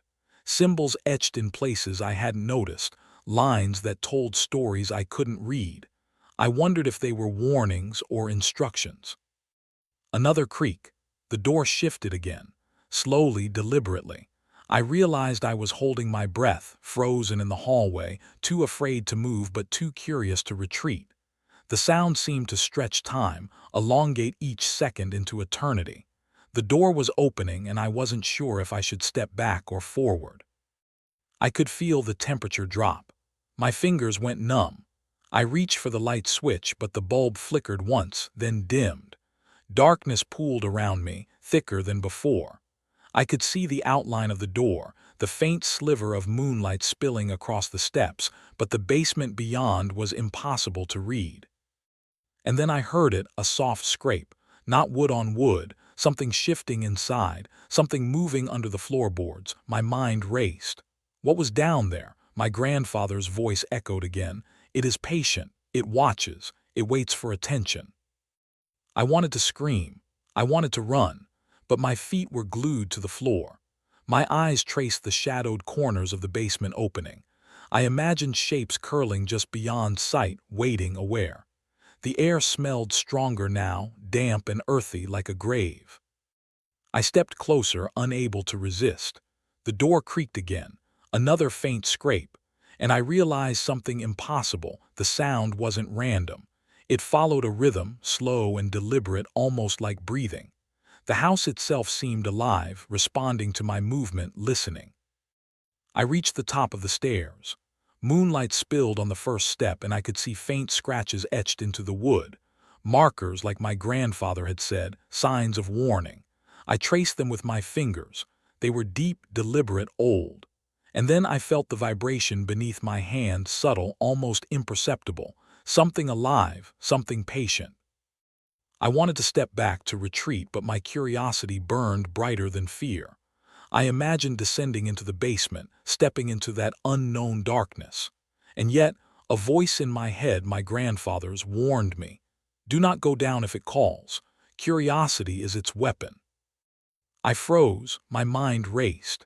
The door was wider now, an invitation I couldn't ignore. I thought about the tapes, the warnings, the scratches. About the feeling that the house itself had remembered me, had known I would listen, had waited all this time for someone to notice. Another creak. The door shifted further. I could see the first few steps, carved smooth by decades of feet I couldn't imagine. Shadows pooled in the corners, moving subtly, not with the wind, but as if breathing. I realized I could feel them, the weight of them pressing against my chest. I took a step, then another. The air grew colder, heavier. I could hear something beneath the floorboards, not quite footsteps, not quite a voice, just a vibration that set my teeth on edge. The basement wasn't empty. It had never been empty. It had been waiting. The door moved again, almost nudging me forward. I wanted to pull back. I wanted to run, but I couldn't. Something in the dark called to me, subtle, patient, and alive. I knew that stepping down would change everything. I could feel the house watching, learning, aware of my hesitation. I froze at the top step, hand on the railing. My breath fogged the air. I could hear the faint scrape again, closer now, like nails on stone. My grandfather's warnings echoed in my mind. It notices your mind before your body. I realized the truth. The door hadn't just opened by itself. It had invited me, and whatever waited below, it knew I would come. The house had remembered me, and it had been patient, silent, and deliberate. The basement wasn't just a space. It was alive, and it had been waiting for this night, for me, for my curiosity. I stood there frozen, torn between retreat and the pull of the unknown. The door opened wider, shadows curling like smoke, almost tasting the air. I could feel the presence below, patient, waiting, aware of my every heartbeat. And in that moment, I understood something impossible. I had stepped into its attention the moment I noticed it. The house was patient, the basement was patient, and I had nowhere to hide. I stepped down the first creaking stair, the moonlight from the small window barely reaching the bottom. My heart was a hammer in my chest, every beat echoing in the walls. The basement smelled of wet stone and something older, darker. The kind of smell that felt like it belonged to shadows, not to air. I froze. The door behind me wasn't just a barrier anymore. I could feel it, almost like a pulse, a warning. My grandfather had called it forbidden for a reason, but I hadn't understood. I thought it was about keeping curiosity at bay. Now I realized it wasn't meant to keep people out. It was meant to keep something in. A cold draft brushed my cheek. I shivered and stepped further down, the floorboards groaning with my weight. The scratches carved into the steps caught my eye, deep, deliberate, old. Each one a mark, a reminder, a record of something that had been here long before me. I wondered if they had tried to warn me, if my grandfather had tried to fight it, or if he had simply given up. The basement was bigger than I expected.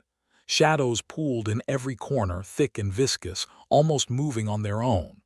My flashlight barely cut through the darkness, and for a moment I thought I saw shapes twisting just beyond its beam. I blinked and they vanished. But the feeling remained, the sense that I was being watched, that every step I took was measured and anticipated. I remembered the tapes, my grandfather's voice raspy and urgent. It is patient, it waits. It knows when you look, when you think, when you fear. Every word now carried weight, every pause a signal. The basement wasn't empty. It had been waiting, and now it had me. The air grew colder as I descended deeper. My fingers brushed the stone wall, damp and uneven. I felt along the floor as well. Something was there, just out of sight. I could hear it, faint, a scratching or shifting under the concrete, almost like something breathing. I swallowed and forced myself forward. Every instinct screamed to run, to slam the door and never look back. But curiosity and the weight of knowing pulled me onward. I reached the bottom. The moonlight caught on something metallic in the far corner. I moved closer. It was old tools, rusty and broken, scattered across the floor. But they weren't arranged by accident. They looked placed, deliberate. I crouched to inspect them. A nail twisted into the stone like a marker. A blade, dull but sharpened at one end, pointed toward a dark patch of the floor. I traced it with my eyes and froze. The darkness shifted. Not like a shadow moving across the wall, but like something breathing, like something aware of me. I realized my flashlight hadn't illuminated it because it didn't want to be seen. It had waited this long, patient, silent, until I opened the door. I stepped back, heart hammering, and the floor beneath me groaned. I glanced around, trying to make sense of the shapes. Then I saw it, something low, massive, coiled in the blackest corner just beyond the light. I couldn't make out details, but I could feel the heat of it, the weight, the presence. I wanted to run, but my feet refused. The air was thick with anticipation, and I knew it knew I was afraid. My grandfather's voice came to me again. Do not provoke it. It notices the small things, the hesitation, the fear. And I realized I had already done both. Every step I had taken had been an invitation, every glance a signal. And now I was inside its domain. I took another step, forcing my mind to focus. The basement wasn't just a basement. It was a cage, a prison. And the thing inside had been patient for decades, maybe longer. The door had never been a deterrent, it had been a seal. A warning in plain sight that no one could understand until they were already too close. A noise made me spin, a scraping from the far wall. Not wood, not metal, something organic, wet and deliberate. My flashlight trembled in my hand. I scanned the room, trying to track it. I couldn't see clearly, but I felt it. The air pressed against my chest, heavy and oppressive, almost moving in waves. It was aware of me. I realized with a sudden, icy certainty that it had known I would come tonight. I backed up slowly, mind racing. The basement seemed to stretch, walls elongating, ceiling lowering. The shadows pooled thicker, darker, coiling like smoke. I remembered the tapes again. My grandfather had described noises, movements, even sightings, but I never thought they could be real. And now here I could feel the truth of it. Something had lived below this house, patient, silent, keeping watch, waiting for the day someone's curiosity broke the seal. The thing moved again, slow and deliberate. Not toward me, not away, just shifting, aware. I realized I was in its space. The basement wasn't neutral ground. I was trespassing, and it had noticed.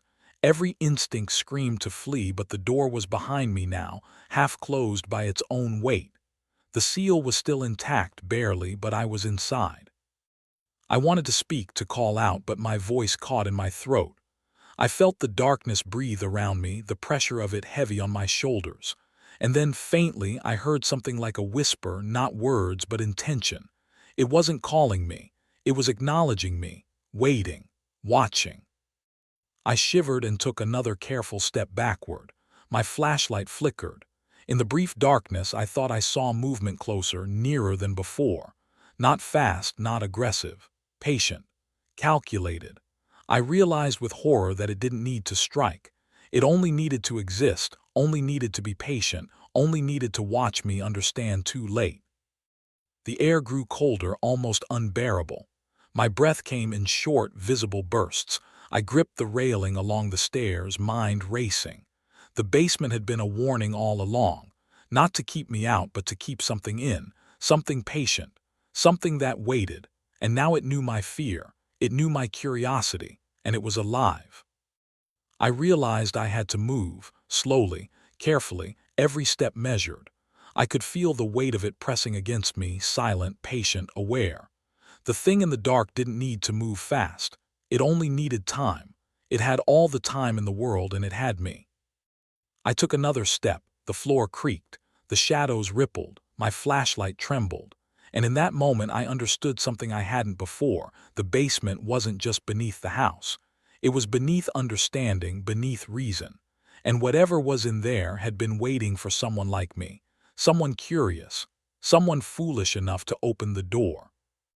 I froze at the bottom of the steps, chest tight, mind racing. The darkness seemed to pulse, heavy and alive. I realized I had crossed a line tonight. The seal was broken, if only slightly. The thing in the dark knew I was here, and there was no telling if I could leave before it decided I belonged to it. I didn't move for what felt like hours. I could feel the pressure of it, patient and immense, pressing through the shadows. And then slowly I began to climb. Not running, not turning my back, but climbing inch by inch, trying to keep my mind clear, trying to remember that the door was still partially closed, that the seal wasn't fully broken. Every step was a negotiation.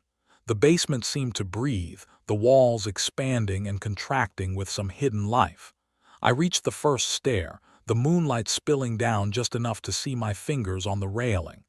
The presence receded slightly, patient, as if amused. It didn't need to chase me. I was already aware. I reached the top, gasping, sweat cold on my skin. I dared a glance back. The door hadn't moved. The shadows hadn't receded, not really. I realized the thing waiting below didn't need to move. It had all the time in the world. It had waited decades, and now it had me. I closed the door slowly behind me. The lock clicked faintly, old, fragile, temporary. I could feel it pressing against the weight of what was beneath. I backed away, trembling, and sank to the floor of the hallway, heart racing, mind spinning. The basement door had not been a deterrent. It had been a prison, and I had been inside. I didn't dare look back again. Not yet. Not tonight. And even as I shivered on the floor, I realized one thing: whatever waited in the dark was patient, and I had just given it my attention.